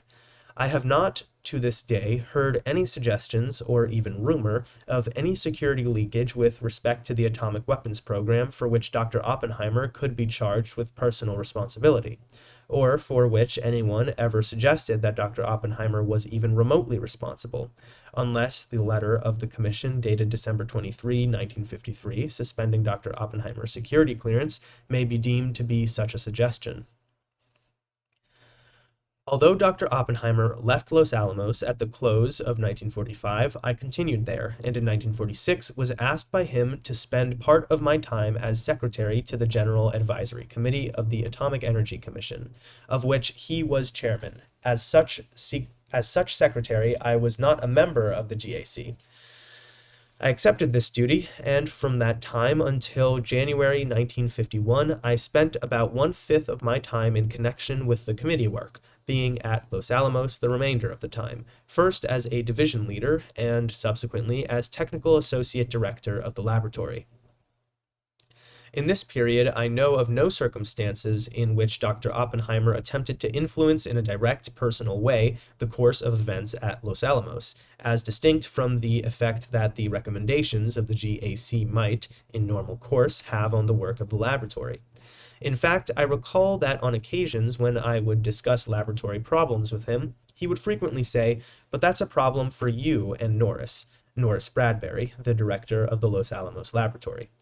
Although Dr. Oppenheimer kept informed on the technical features of all phases of the weapons program and was often most helpful to the laboratory throughout the GAC, uh, was most helpful to the laboratory through the GAC or in personal contacts, I believe that he did not feel sufficiently familiar with the details of the laboratory operation to be able to advise appropriately on internal questions of use of personnel and facilities.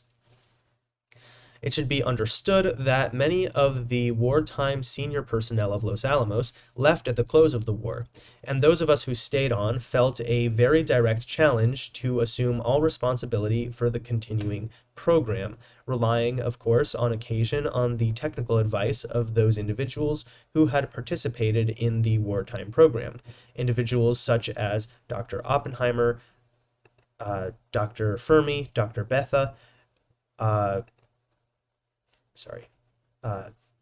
Dr. Betha, Dr. Bacher, and so on.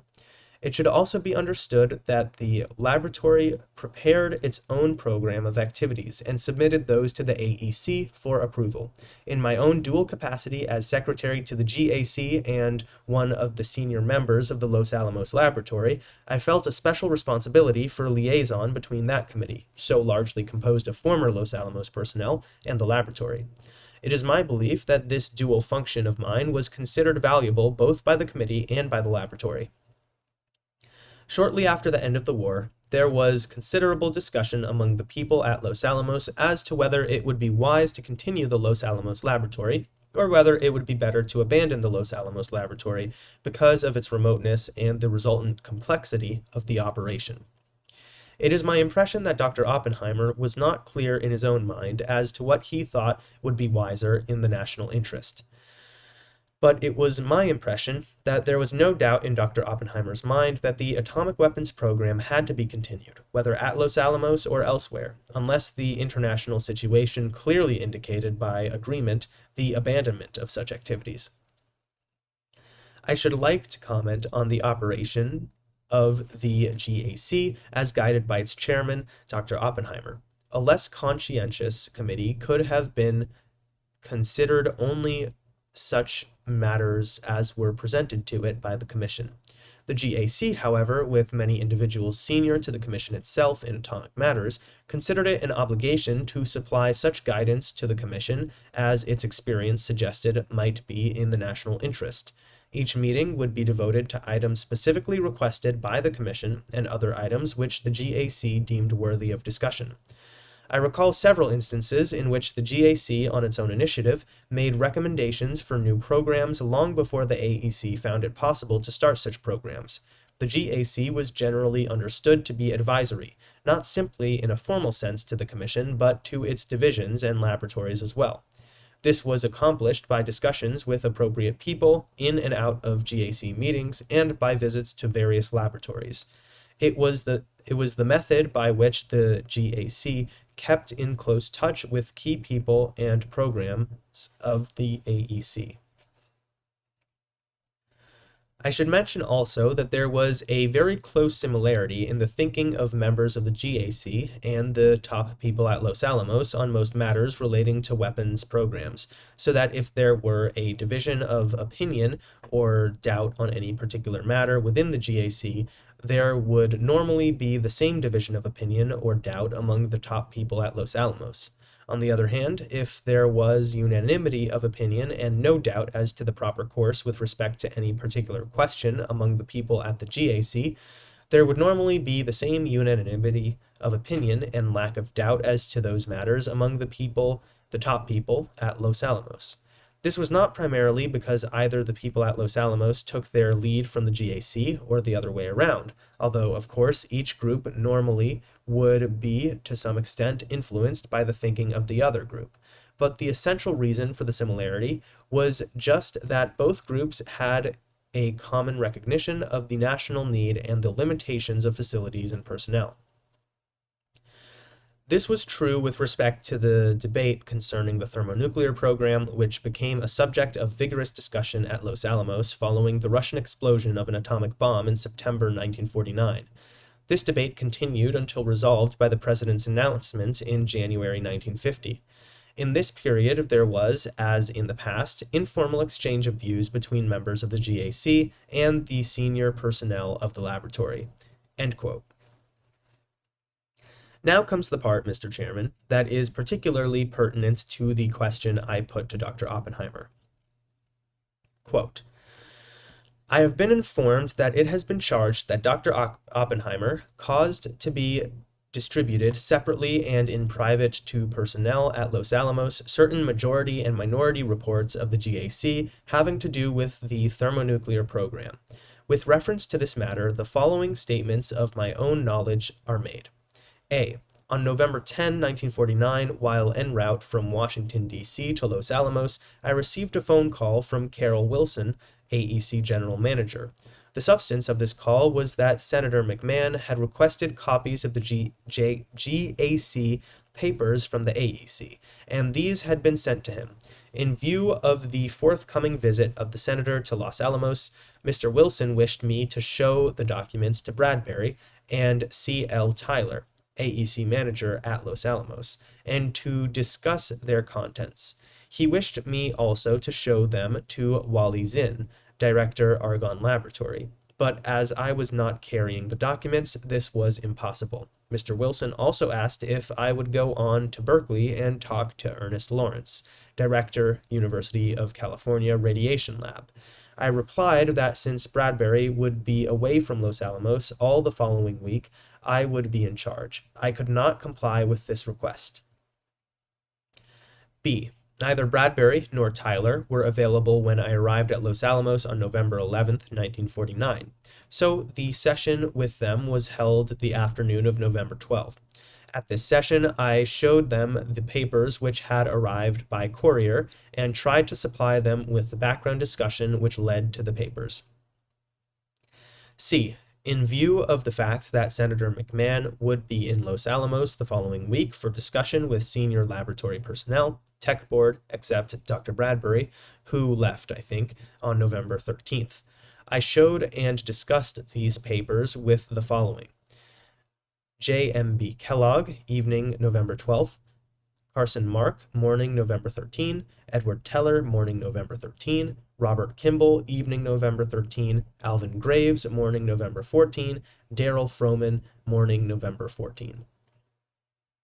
I would add that I feel quite certain that the papers were shown to other members of the tech board who were to be present in the morning with McMahon, though my appointment list does not show this. In each case, it was emphasized that the policy question was under consideration in highest governmental quarters, and discussion of such matters should be strictly limited to senior personnel.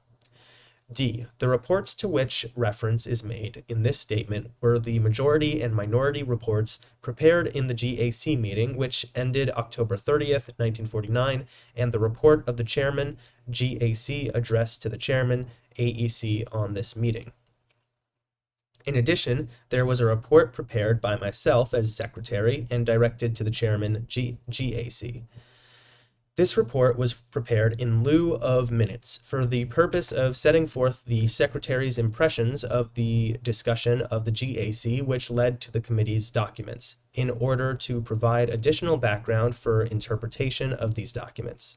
Since Dr. Oppenheimer, Dr. Fermi, and Dr. Smith were in Washington on November 7, they were consulted on the draft of my report, and minor changes were made to represent their views with more correct emphasis. This report was completed and given to the chairman, GAC, on November 9th. E. The meeting with Senator McMahon, for which the distribution of reports as described above was made, took place at Los Alamos November 15th, 1949. The purpose of the meeting was to review the Los Alamos program, including work on thermonuclear weapons. It was not for policy discussion concerning the thermonuclear program. From these items of fact, it is clear that A. Revelation of these particular reports was authorized by the AEC in the person of the general manager, that the laboratories at Argonne, Berkeley, and Los Alamos be made aware of the GAC recommendations. B, that the showing of the reports to members of the tech board was on the responsibility of Dr. Bradbury and myself in preparation for discussion with Senator McMahon, who had seen them. C, that the handling of the documents was in accord with established procedures. And D, that Dr. Oppenheimer had nothing to do whatever with this matter.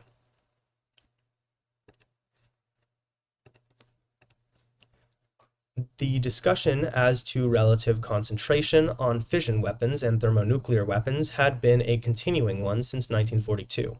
It was recognized that the fission weapon would have to be made before the thermonuclear weapon would be possible.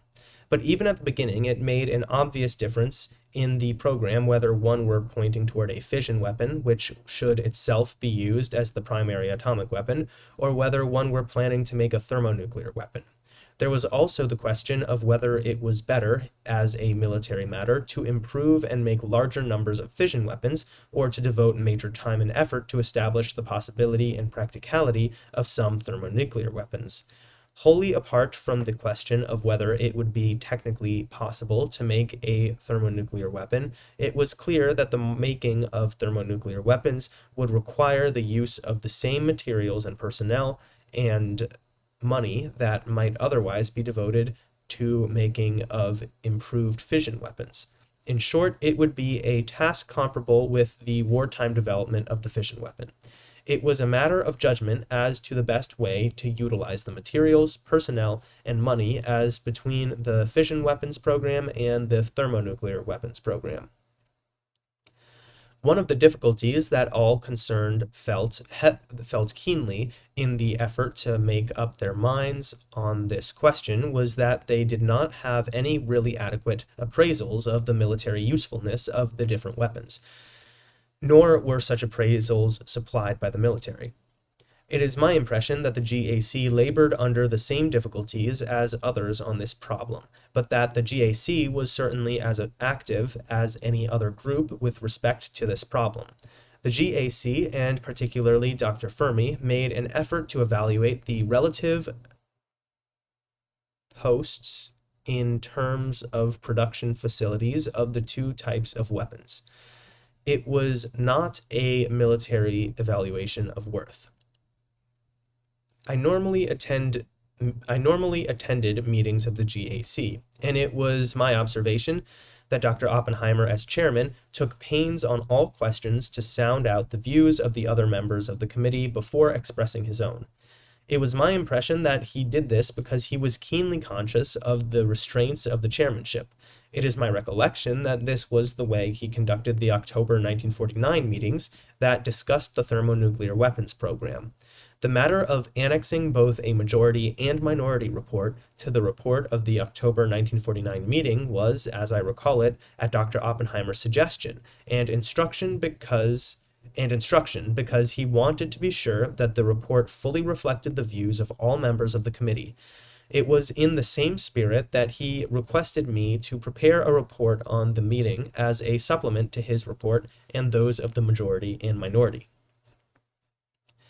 I find the suggestion that Dr. Oppenheimer attempted to or did retard the work of the Los Alamos laboratory in any field, and specifically in the field of thermonuclear weapons, preposterous and without foundation. I had no feeling whatever that anybody at Los Alamos was hiding back in effort on the thermonuclear weapon because of Dr. Oppenheimer's suggestion and example. Indeed, I had no feeling that anyone was holding back on the work on thermonuclear weapons once the President had decided the question by his announcement in January 1950. The work proceeded with willingness and cooperation from all concerned. I know of my own knowledge that Dr. Oppenheimer never suggested to me that I should refrain from working on the thermonuclear weapons program, or that I should go slow on it, or anything like that.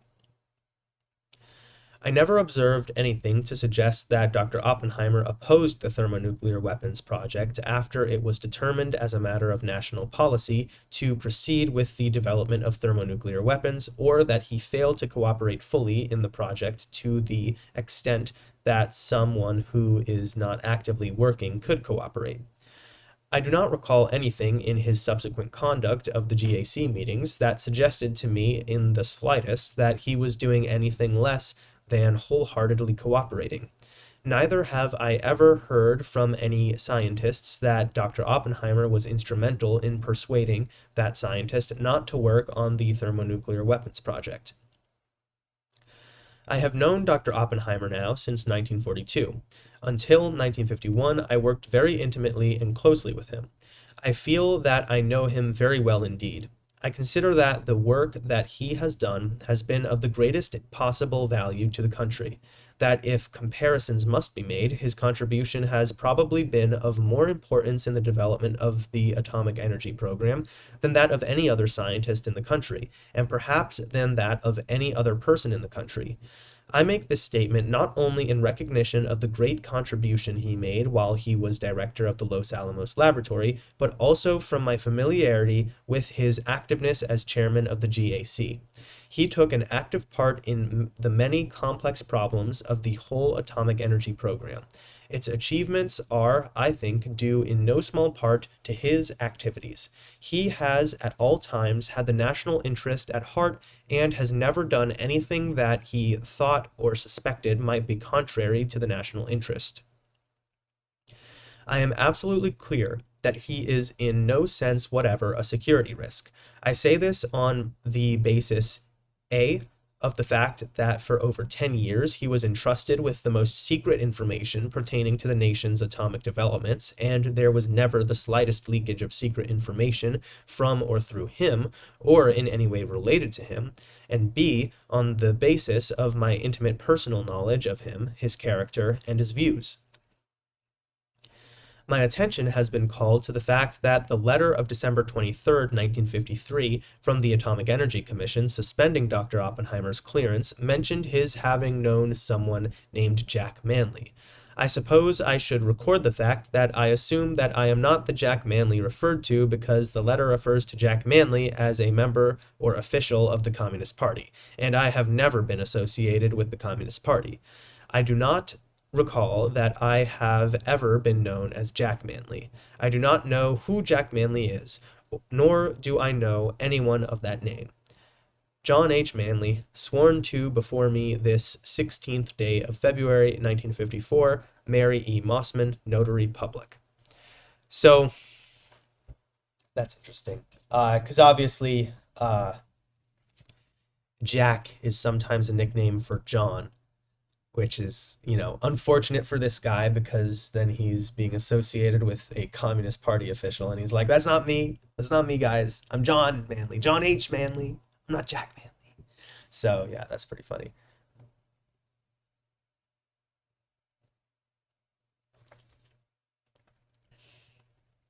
Actually, I go by Max R. Rudin for a similar reason. I don't think the Max Rudin without an R is a communist official, but he's like the head of the Library of Congress or something, and so I don't think Library of Congress. Something to do with books, and since I have written books, I don't want to be confused with him, so I put Max R. Rudin on the book since I've found that out. Anyway, we also have a comment from CDP. He says, "Hey, at Graviton Media, when you're finished, have you released a video on your take about the movie itself? Thanks for this content." So I have not made a movie. I have not made a video that is specifically like a review of the movie. But I really did like the movie. My reasons for liking the movie are, well, okay, so just going into it, I was very hyped for the movie. The reasons being that it was a movie by Christopher Nolan, who's my favorite director, before even watching this movie. Second, that it is a movie about physics, which is my major. And thirdly, that it's a movie about history, which is something that I am very interested in. And like, I don't study it like professionally, but I am very interested in history. I love history. I find it fascinating. So all three of those reasons, I was very excited for this movie, and I was not disappointed. Because the movie, it's about the personal life of Dr. Oppenheimer, and part of that is obviously his work on the Manhattan Project, which is a very cool aspect of the movie, but, they don't go too deeply into the science because it's not a movie about the atomic bomb, it's a movie about Oppenheimer. And something that I found interesting was how much they went into the uh, political like circumstances of the U.S. in the 30s and then in the 40s and then in the 50s. It was sort of interesting to see that shift. In the 30s, it was the Great Depression, so there was a lot of sympathy for more communist ideas. I think they called it the United Front period, where a lot of people were sort of wrapped up in these broadly left-wing movements, which includes actual communism, but then lesser things like just like, pro-workers unions or anti-fascism or any of this, these long list of things, some of them objectionable, some of them not objectionable, right? And so that's sort of interesting to see Oppenheimer's place in this, in that he strongly opposed fascism. He strongly, believed in democracy and liberalism.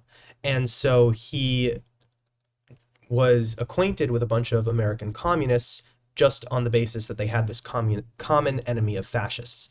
But he parted with them in the early 40s when the Soviet Union made a pact with Germany, because he's like, okay, well, now you're not really fighting fascists, are you?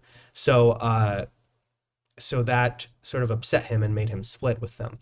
And then, of course, in the 50s, you have this shift to the Red Scare, where instead of, lots of association with communism, everyone is running as far away as they can to avoid any possible association with communism. And that is now sort of the frame with which Oppenheimer has to deliver his testimony, in the movie. Well, and also here, but, he's trying to sort of distance himself from communism. And I think he makes a pretty good case for it in these transcripts. Uh, but for the movie as a whole, I really liked it, just because it shows, Oppenheimer's life, and it goes through just sort of the kind of like eccentric personality type that you have for a lot of scientists, which I just find entertaining to learn about. Uh, I like the personal anecdotes of all these scientists. That's one thing I like in history. I like sort of like funny historical stories, by which I mean, we have these great historical figures, but they were all just people, just like we are. And so they have, funny interpersonal moments, which I found really interesting. And I was glad that they were able to portray a lot of them. So, like, for instance, at the Manhattan Project, they had, I believe, Jack Quaid playing Dr. Richard Feynman, who was a young scientist at the time, and he also liked to play the bongos. And so he was, there were a bunch of scenes like after the successful Trinity test. He was like in the background playing the bongos in celebration. And then also during the Trinity tests, they had him, he was sitting in a car to watch the test, and he was far enough away that like everyone was basically being given like standard sunglasses because they were far enough away that like really the only concern was the UV radiation. And he said like, oh no, look, the car window blocks UV radiation. And that's from an actual testimony, obviously not like a hearing testimony, but just a story that Feynman told later in his life about how like, oh yeah, when I was back at the Manhattan Project, I didn't wear sunglasses because I was like, oh, the car screen blocks the UV, which is just kind of funny. And then you have like also in that scene, Dr. Teller putting sunscreen on his face to block the UV. And it's just like funny things like this, these sort of personal stories of scientists that I just found very like interesting and entertaining to watch. I really liked that. And also, I think the movie was structured very well. It was not told in a chronological order, and I think that worked well for it because, there's a lot of different things that were going on, and the non-chronological order allowed for, I think, a more coherent telling in terms of the thematic, uh, the like thematic approach, I guess. development of themes over the course of the story was better with this non-chronological version. For instance, there's the sort of parallelism between Oppenheimer's security hearings and Louis Strauss's Senate confirmation hearings, and how, you know, Oppenheimer in his hearings at one point complains about, well, he and his defense complains about how, like, you know, they're not being given, like, well, sorry, okay, no. Really, the parallelism was in he and his defense were sort of, okay, well, wait. So it was Louis Strauss said, like, oh, we're not, like, finding him guilty, we're just denying him clearance. So we're not, like, rejecting, we're just denying, right? And then later, he gets denied the Senate confirmation, and he's just like, oh, and so then another thing is that, um, yeah, it's Oppenheimer and his team is, oh shoot, my disk is running out of space because of how long I've been recording. That's unfortunate. um, but okay, so Oppenheimer and his legal team uh, are upset that they aren't being given all of the evidence that the prosecution has. And the prosecution is like, well, I have clearance and you don't. So that's why I get it and you don't. And then in Strauss's Senate hearing, he says, like, can I get a witness list of who's going to be testifying? And the Senate's like, we don't have to give it to you. We're not required to give it to you, so we're not going to give it to you. And so it's sort of these similar sort of things where Strauss basically gets a taste of his own medicine. He subjected Oppenheimer to this hearing, and now he is going to be subjected to the same sort of hearing in the Senate. And it's that sort of poetic justice, I think. One moment. I'm just going to pause to stop the recording and then start it again.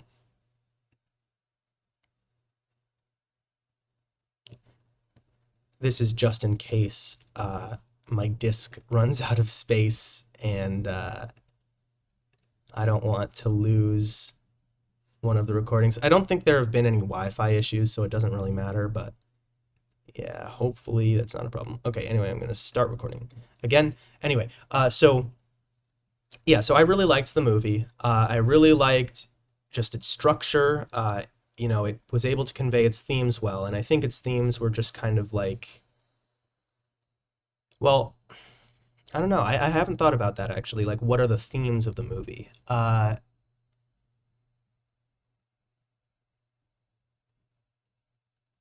That's hard to say genuinely.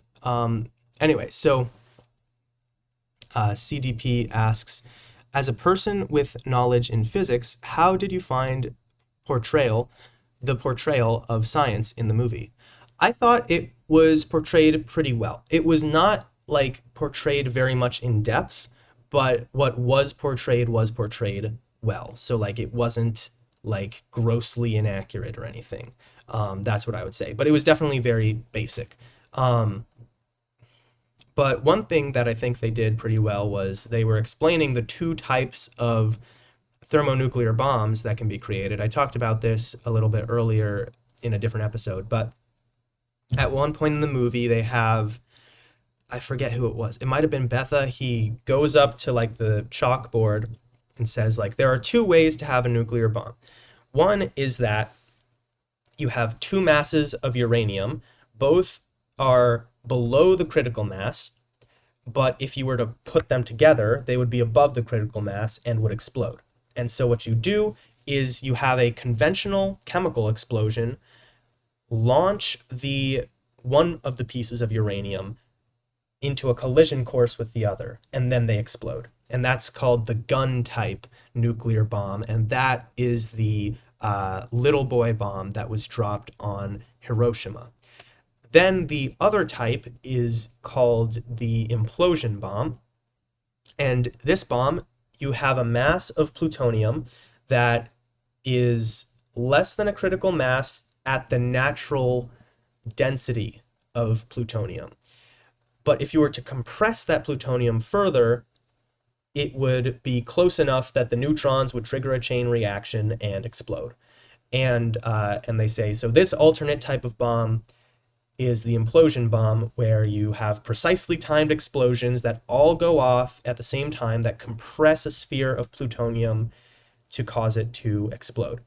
And so I think I explained it in more detail just now than they really explained it in the movie. So again, it was very surface level because that wasn't the focus, but at least it wasn't inaccurate. That's how I would say. Um, I also think they had a good description of sort of the state of the field of nuclear physics as a whole when Oppenheimer was in college in Europe. Uh, Quantum physics was very much developed in the 1920s, and so it was this new emerging, exciting science. And it started in Europe before it came over to the US. And so you have these scenes of Oppenheimer learning about quantum physics, meeting the greats of quantum physics, Bohr, Heisenberg, and it's just very interesting, because these are very famous people. Just in a physics class, like there's the Bohr model of the atom, there's the Bohr radius of the atom. He's the one that first came up with the idea that hydrogen must have energy levels, which is inherently a quantum phenomenon. If like the classical view would be that the hydrogen electron can orbit at any distance it wants, but Bohr came up with the idea that it had to be these quantized set distances away. And then Heisenberg, he has the uncertainty principle, the famous Heisenberg uncertainty principle, which is just it's a natural mathematical application of, I believe, the Schrödinger equation, which is the equation that describes quantum physics. So it's literally just like falls out of the math. So it's pretty cool. You can derive it from the Schrödinger equation, I believe. And so the Heisenberg uncertainty principle says that you can't measure position and velocity beyond a certain degree of accuracy simultaneously. And that literally just comes from a Fourier series of the wave form of a particle. And so we derived that in class last semester, and that was pretty cool, honestly. So yeah, so I just liked seeing these historical figures portrayed. So yeah, they didn't go into the Bohr atom or the Heisenberg uncertainty principle. So they didn't really go into the science that much, I will say. That would be my assessment of it. So I don't know if that answers the question well. I think yeah. So I would say science is portrayed at a surface level, but accurately for the level it was portrayed at. So yeah. I would say if you want to learn about physics, this doesn't tell you much, but at least it doesn't lead you astray. So yeah, so I very much liked the movie. But yeah, I'm gonna continue now with the reading. So we just finished Manley's letter. Okay.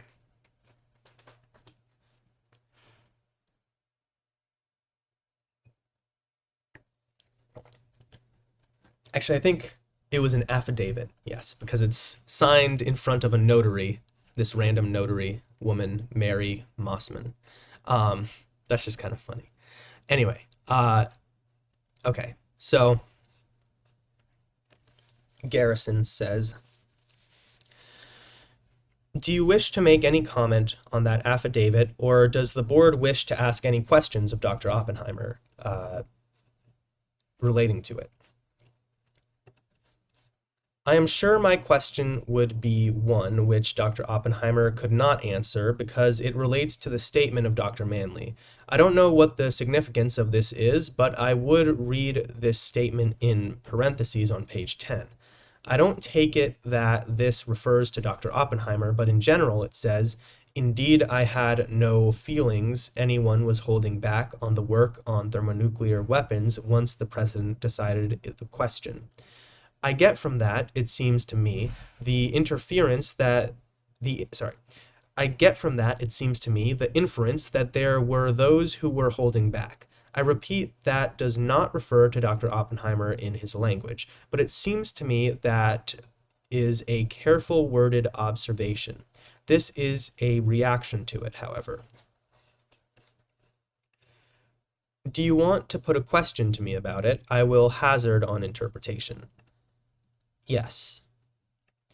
The research, calculations, and experiments that were in course at Los Alamos would not be held back. They would be accelerated because there was a chance of going all out. Some arrangements of an engineering kind, of a production kind, of an administrative kind, you would make if you knew you were trying to make this thing as fast as possible, but you would plan for but not make if you were uncertain as to that. An example may be the Savannah River plants. Thinking began on them should have begun earlier, but certainly began on them once the question was raised. The actual letting of the contract for design drawings and so on would presumably have waited the presidential decision. I suppose it is this kind of thing. There was not any retardation compared to what went before. It was a failure to accelerate in those things which involved the commitment of funds. Mr. Chairman, suppose we get in touch with Dr. Manley and either have a supplementary affidavit or ask him to come on.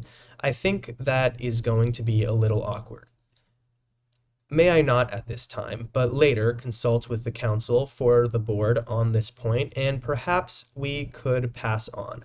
I don't think it is fair to ask Dr. Oppenheimer to interpret what Dr. Manley had in his mind. I agree with you. May we go off the record for one moment? Yes. Then mysterious discussion off the record. Suppose we proceed, and if we wish anything further, I will let you know, Mr. Garrison. I have 3 other items of national service. As far as I know, they are not controversial. I will outline them briefly. In late 1950 and early 1951, Mr. William Golden was asked by the President's office to explore the question, is the mobilization of scientists adequate? There was much talk during the Korean crisis of recruiting an emergency office like the Office of Research and Development. He talked with a lot of people, including me. I recommended that there be an advisory group to the National Security Council, if the National Security Council and the President wanted it, on technical matters, and there be standby plans for all-out mobilization. But in view of the immense expansion of research and development in the Department of Defense, an emergency organization like Dr. Bush's in the last war would just not fit into anything. After reflection, Golden persuaded his superiors that there should be an advisory committee.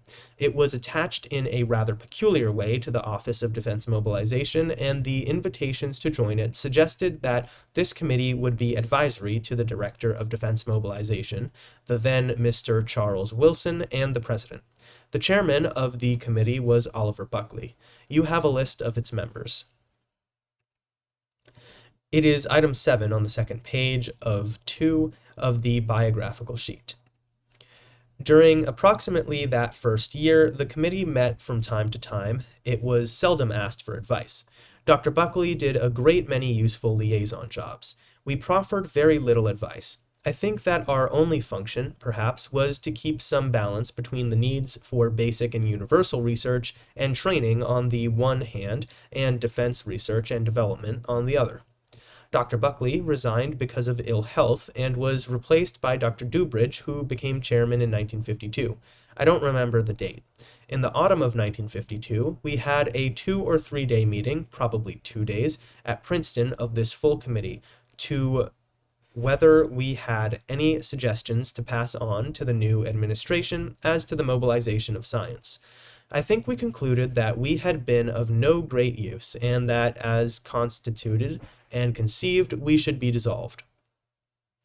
We suggested some changes in research and development in the Defense Department, and they are pretty close, I think, to what has taken place in the reorganization of the summer of 1953. We also said that somehow or other, the Security Council might need and should certainly have available to it technical advice of the highest order, and must have access to the whole community of scientists, so that if anything they wanted to know that was relevant to their deliberations, it might be available. We said in that framework it is conceivable that another committee might be useful. We scribbled these things down on a piece of paper, and Dubridge was supposed to see that they somehow got to President-elect Eisenhower. The President-elect had a lot of other things to do, and we went together, Dubridge and I, to Nelson Rockefeller, who had been put in charge of a committee to suggest the reorganization of the executive branch of the government. We talked a good bit about our good-for-nothing committee, handed him this memorandum, and he reported to us and Dubridge that they discussed it in the committee and gave it to the president, and thought it made sense. We thought we were dead. We were, but not quite. So I believe Nelson Rockefeller was the vice president-elect at the time. I remember him from my elections episode of the Gravity Max live stream, if you remember that. I know he was vice president at some point. I just forget to whom, so I'm just going to look it up real quick. Nelson Rockefeller. Oh, okay. So he was not the vice president or vice president elect at the time, because he was the vice president for Gerald Ford from 1974 to 1977. So that's interesting that he was involved in, some nuclear thing in 1953, 1954. So in 1953, he was made the Undersecretary of Health, Education, and Welfare for Dwight Eisenhower. So he was in the Eisenhower administration. He just wasn't vice president. So part of the U.S. Department of Health and Human Services.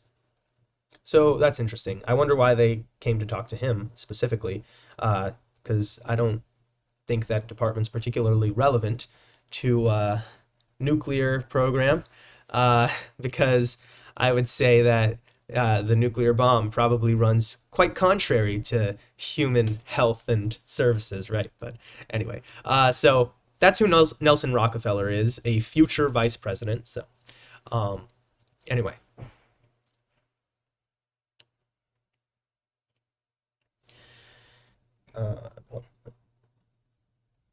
Okay. In the spring of 1953, I think at the request of Mr. Fleming and Mr. Cutler, we were reactivated and asked to convene. We met several times. The principal problems put before us were the proper use of scientific manpower, the very controversial and tough problem of continental defense, where there were several technical things that we were asked to look into and advise on and report on, and I think some other problems, but since I don't have records of the committee, I can't detail them. The last meeting I attended was just before I left for Europe, and not very long before my clearance was suspended, and our principal job there was to make sure that the council and its staff knew of technical advances which were useful in early warning and in radar generally, and that they understood that some of the arguments against the feasibility of early warning were obsolete because of discoveries that had been made in the meantime. I have no further testimony on this committee. Then we come to certain studies of defense that you made or engaged in. Defense against atomic warfare. Perhaps you can say a word to the board about them. Yes, this can be fairly brief. The Department of Defense adopted during the Korean crisis a practice of letting our large segments of the defense problem as study projects to a university. The university would then call in competent people from the rest of the country. I have referred to Project Vista as one such. There was one under contract, I think only with the Air Force at MIT. Its code name was Charles. Its purpose was to have a look at air defense. I had the faintest connection with this. I believe I was present at some of the briefings. It led to the establishment of the Lincoln Laboratory, which is a very large radar and air defense laboratory operated by MIT for the Air Force. Another such study, which I had suggested, was set up through the Army and the NSRB, I guess, and that was to have a look at civil defense, a very tough and unstudied problem, really. I was not very active. I was on the advisory council, or the policy council, but I met rather rarely. I did give one or two briefings, and I talked with General Nelson about the problems of writing an effective report. There were a great many recommendations, many of them have been made public. I think those which attracted the greatest attention were that if civil defense was to be manageable at all, early warning and improved military interception, improved over what we then had or were planning, were an essential part of making civil defense manageable. With these conclusions, I concurred. The third item here is that largely growing out of the work of some people on East River, and in particular Dr. Berkner and Dr. Robbie, there came a conviction not only that one had to have a better continental defense, but quite a lot could be done about it. I was consulted about the wisdom of it, and I agreed to hold a study during the summer of 1952, 2 months of intensive study at the Lincoln Laboratory, which would concern itself with both an evaluation of the prospects of continental defense and recommendations of how to get on with the job. The Lincoln Laboratory was working very hard and very effectively on some aspect of this problem. The notion of the summer study was to look at parts that had not been adequately dealt with. I attended the first week, and I think the last week of meetings there. Radar is not the subject of my expertness. The emphasis in the discussions I attended and the final briefings were the moving of the early far north, supplementing the early warning by a far northern line, the extension of the early warning by seaward flanks. There was a good deal of argument about interception and what kind of missiles would be used, whether one could use atomic weapons for that purpose. There was certainly a great deal of discussion about the gravity of the problem and a great deal of discussion about the two-way relations between the Strategic Air Command and the Continental Defense. On the one hand, the early warning giving the Strategic Air Command a chance, and on the other hand, the Strategic Air Command playing an essential part in reducing the severity of the attack by going after enemy bases. The only part of the work that seemed to be undoubtedly successful were the proposals for early warning, the technical proposals about the equipment, and the general schemes about the location of the line and their extension. I regarded and don't know too much about the problems of interception and kill as fairly much unresolved at the end of the study. These things came back, as I have said, to the Science Advisory Committee, and we picked up the recommendations there and did our best to explain them. These almost all have to do with early warning. I believe that I have read in the papers that many steps have been taken to improve the situation. I think it is a very important contribution, not to the security, but to the deterrent value of our own offensive striking power, and a deterrent to attack, at least during the period of limited enemy capability. Those are the three projects. The final assignment, and I assure you it is final, was of a somewhat different kind. In the spring of 1952, I had a letter from the Secretary of State appointing me or asking me whether I would serve as a member of a panel. The other members of the panel were Allen Dulles, John Dickey, Vannevar Bush, and Joe Johnson. The letter appointing us said that it seemed to be time that the delegate, who was then Benjamin Cohen, who was representing us in the disarmament conference, would like to advise, and even more, the people in the State Department who were responsible for our policy with regard to the regulation of armaments. We all went to a meeting with the Secretary of State, people of defense. It was a great big meeting, somewhat puzzled as to whether there was any reality to the job we had been asked to assume, but willing at least to listen. At the meeting, it was made clear by the Secretary that he would like any report, any study of the regulation of armaments, Was it a feasible goal? Was there any way to go about it? Were there any tricks to it, similar to the Acheson-Lilienthal report of many years before?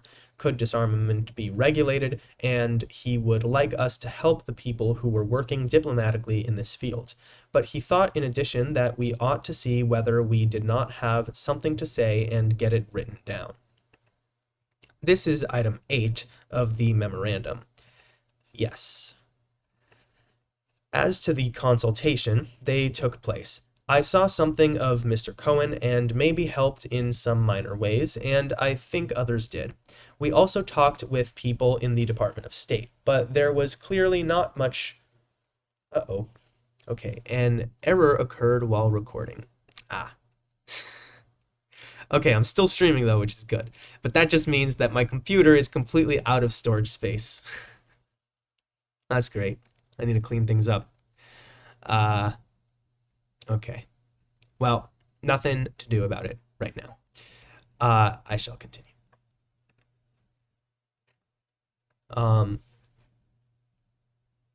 Okay, we also talked with people in the Department of State, but there was clearly not much reality to the discussions of disarmament in the United Nations, and the most we could do was make a few helpful suggestions which would encourage our friends as to our good faith and interest. It took a long while for the members of the panel to get cleared, but that happened sometime during the summer. We got George Grundy to be our secretary, who is now Dean of Harvard College, but was then professor of political science there. We had a look at what we had been asked to look at. We went over the studies of past efforts of disarmament. Mr. Dulles remembered them very vividly.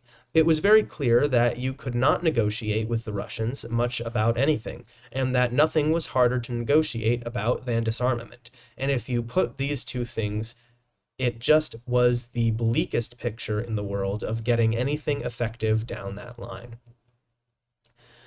We took a look at the armament situation, getting some estimates of the graph of Russian capability and some estimates of our own as a measure for where they might be sometime in the future. I think, as always, we thought we were being very careful, but we were a little too conservative in estimating the speed and success of the Soviet program. We became very vividly and painfully aware of what an unregulated arms race would lead to in the course of years. We tended to think in the course of 5 or 10 years, but probably the time was shorter. Our report was, of course, classified. We filed it in January of 1953. It had 5 recommendations, of which 2 I think I should not talk about because they had to do with the conduct of our diplomatic affairs and should be regarded as secret. They are not very ingenious. The other 3 I embodied in an article that I published in Foreign Affairs. Before publishing it, I took it to the president. He showed it to Mr. Cutler. Mr. Cutler had no objection to my publication. He thought my publication would be helpful and encouraged me to go ahead with it. These 3 were that the people of this country be given a better understanding of the dangers of the atomic arms race, that we attempt either through administrative practice or through revised legislation to work more closely with our allies on problems having to do with the offensive and defensive aspects of large weapons, and 3, that we take further measures for continental defense as a supplement to our striking capability. I was asked to report on these 3 things before the Jackson Committee. I think it was on psychological strategy, and so did rather briefly. And I was asked to report on these more or less as an advocate before the National Security Council, asked by the President, and I went to do that. At that time, Dr. Bush and Commissioner Dean went with me.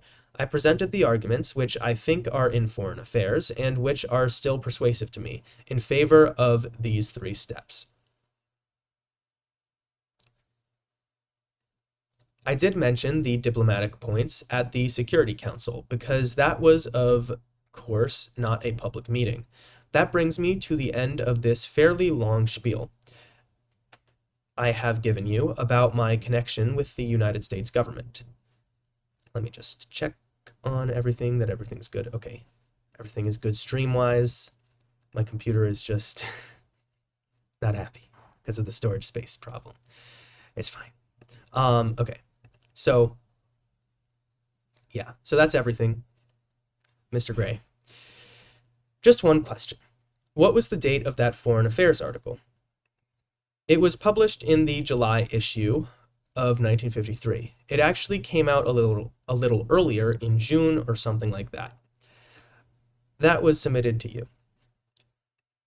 I was not sure that was the same one. There are two. Yes. Discussion off the record. Uh-oh. Some features on YouTube might not work until you clear data other sites have stored on your device. Oh boy. I'm still alive. Okay.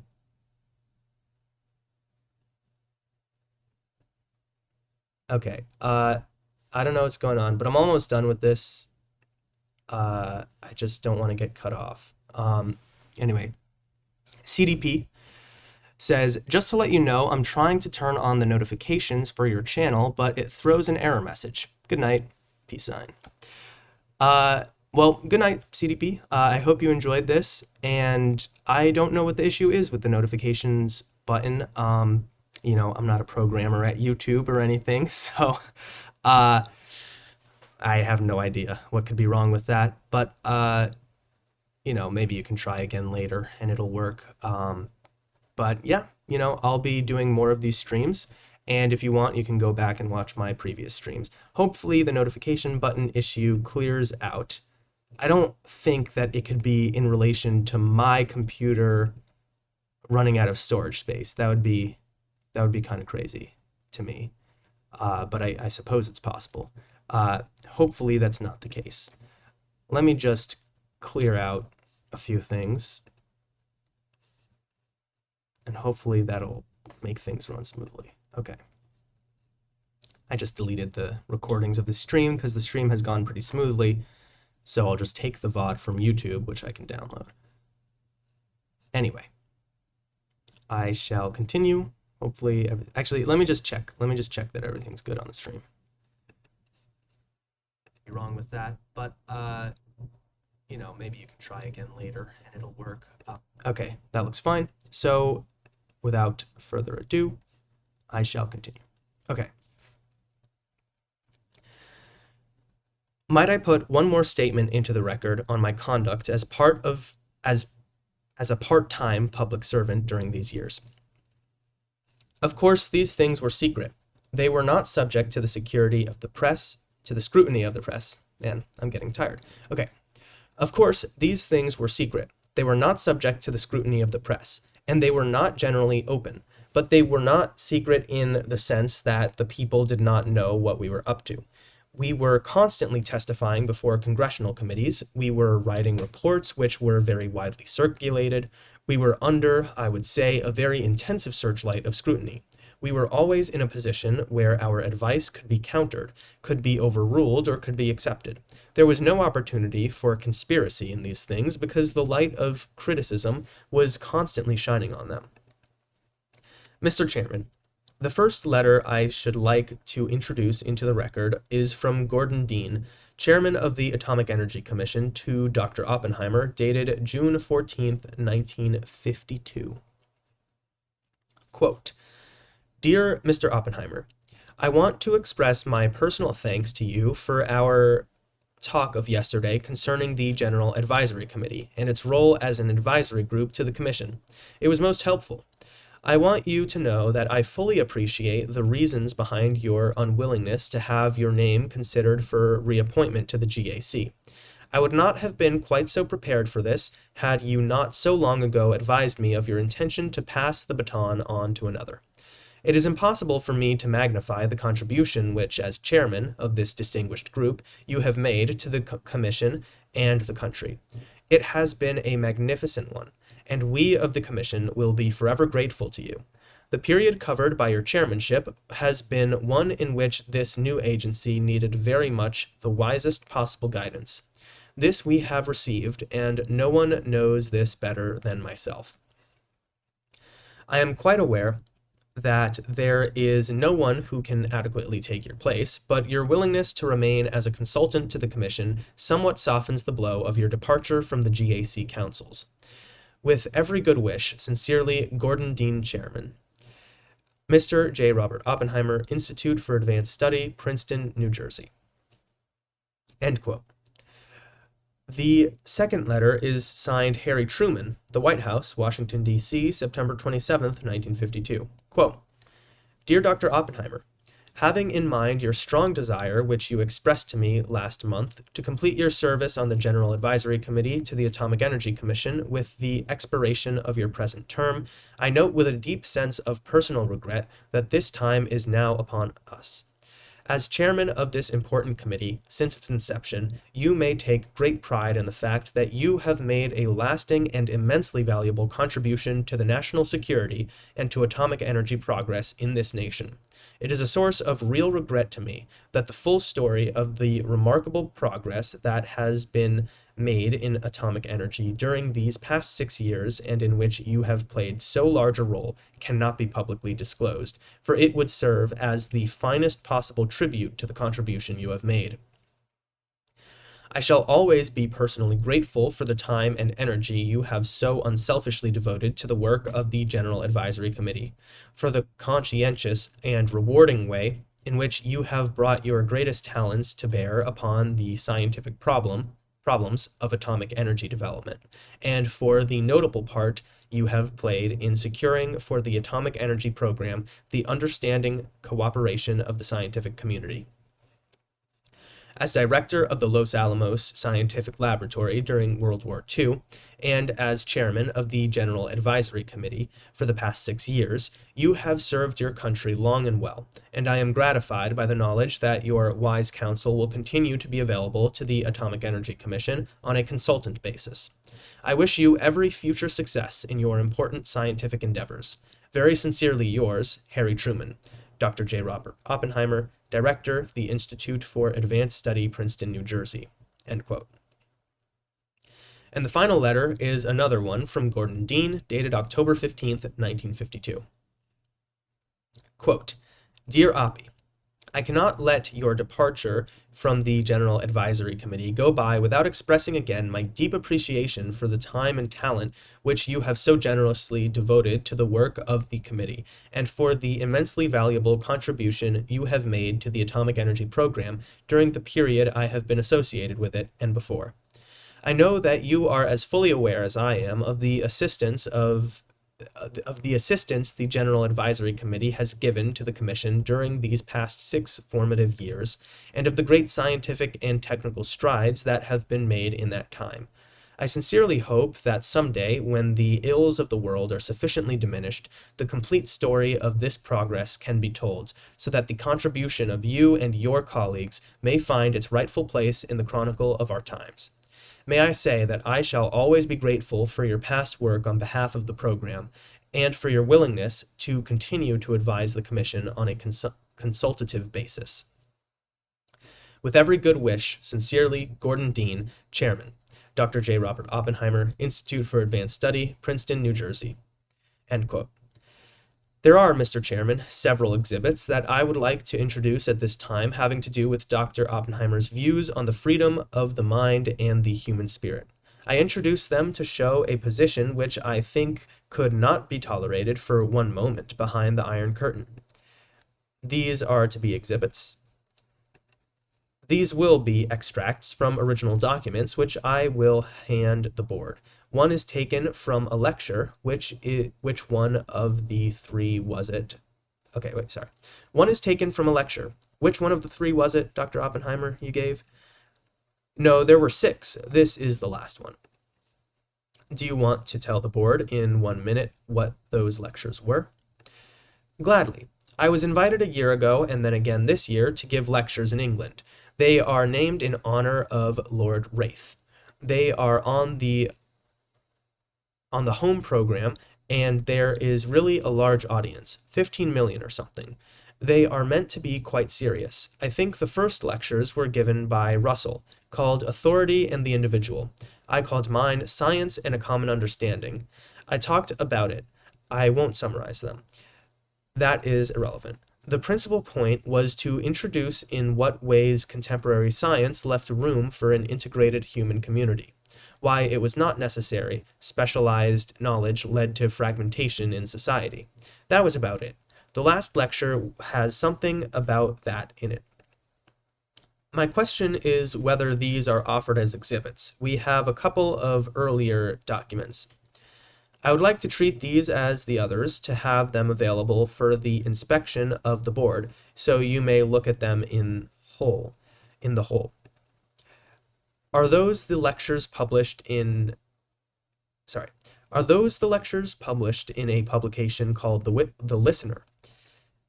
Yes, we have those. The one I shall read into the record is a very short excerpt from a speech given to the University of Denver by Dr. Oppenheimer, February 6, 1947. It is page 8 of the small reprint which I just handed to you. It reads as follows, quote, "And above all, I think, there stands the great conflict with Soviet communism. There may be people who believe that this system," the insertion is our own for clarity, "originated in a desire to provide for the well-being of the people of Russia. But whatever its origin, it has given rise to political forms which are deeply abhorrent to us, and which we not only would repudiate for ourselves, but which we are reluctant to see spread into the many areas of the world where there is great lability." That word is lability, and I understand it means flexibility. Thank you very much, Mr. Garrison. Of course, Mr. Chairman. It is quite obvious, there is no mystery about these excerpts. I have quite plainly selected those which seem to me relevant, and that bore upon Dr. Oppenheimer's attitude toward the problem of our relation with Russia. They don't attempt, therefore, to be comprehensive excerpts of the whole speech, but simply of those items which seemed to me are utterly inconsistent with the notion that Dr. Oppenheimer could be as depicted in the Commission's letter.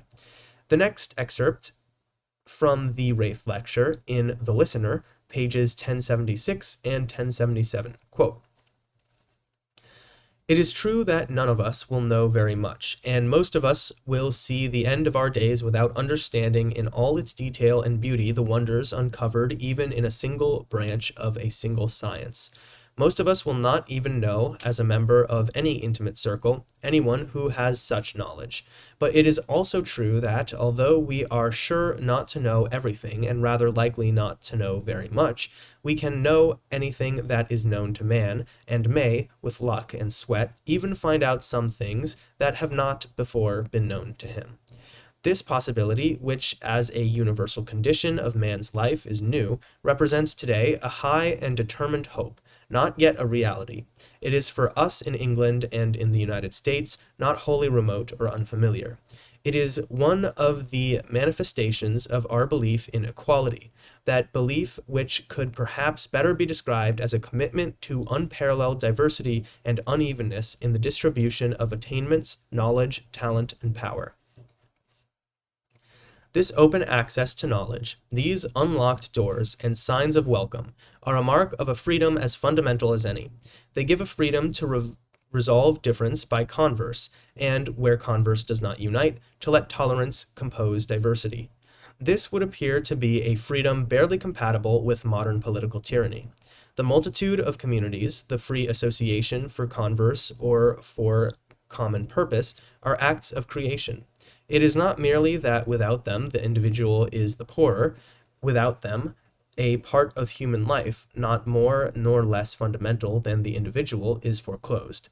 It is a cruel and humorless sort of pun that so powerful a present form of modern tyranny should call itself by the very name of a belief in community, by a word communism, which in other times evoked memories of villages and village inns, and of artisans concerting their skills, and of men of learning content with anonymity.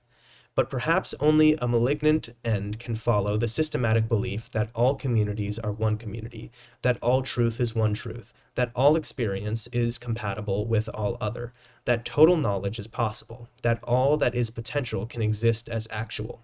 This is not man's fate. This is not his path. To force him on it makes him resemble not that divine image of the all-knowing and all-powerful, but the helpless, iron-bound prisoner of a dying world. the open society, the unrestricted access to knowledge, the unplanned and uninhibited association of men for its furtherance. These are what may make a vast, complex, ever-growing, ever-changing, ever more specialized and expert technological world, nevertheless, a world of human community." End quote. It is now, I think, 4:20. I wonder if there are any other exhibits. If not, this would seem to be a good breaking point. Yes, I think so. Unless counsel for the board has something to say, we will then recess and meet again at 9:30 tomorrow morning. Thereupon, at 4:20 p.m., a recess was taken until Wednesday, April 14th, 1954 at 9:30 a.m. There we are. Another day of transcripts complete. I am tired. That was very interesting.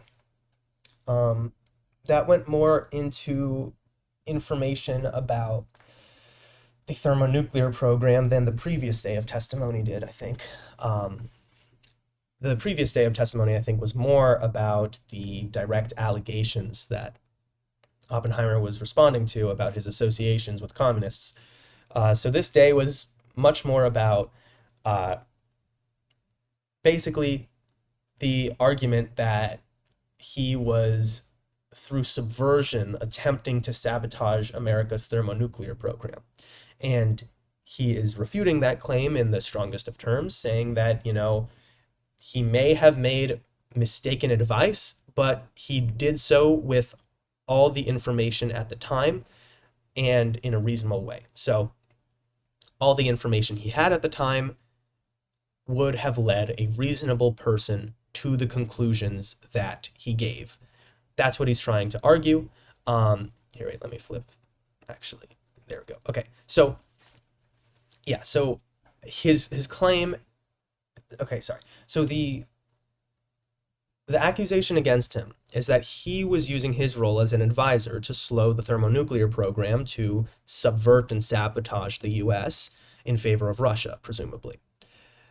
Now, his refutation is that, in hindsight, his advice wasn't the best, but given all the information he had at the time, it was good advice. And his evidence for that are things like the agreement of other scientists, the testimony of other scientists, all the affidavits, all this information, and his personal speeches at the end there on, the human condition and, how society should be run, and his thorough refutation and disavowal of the Soviet system.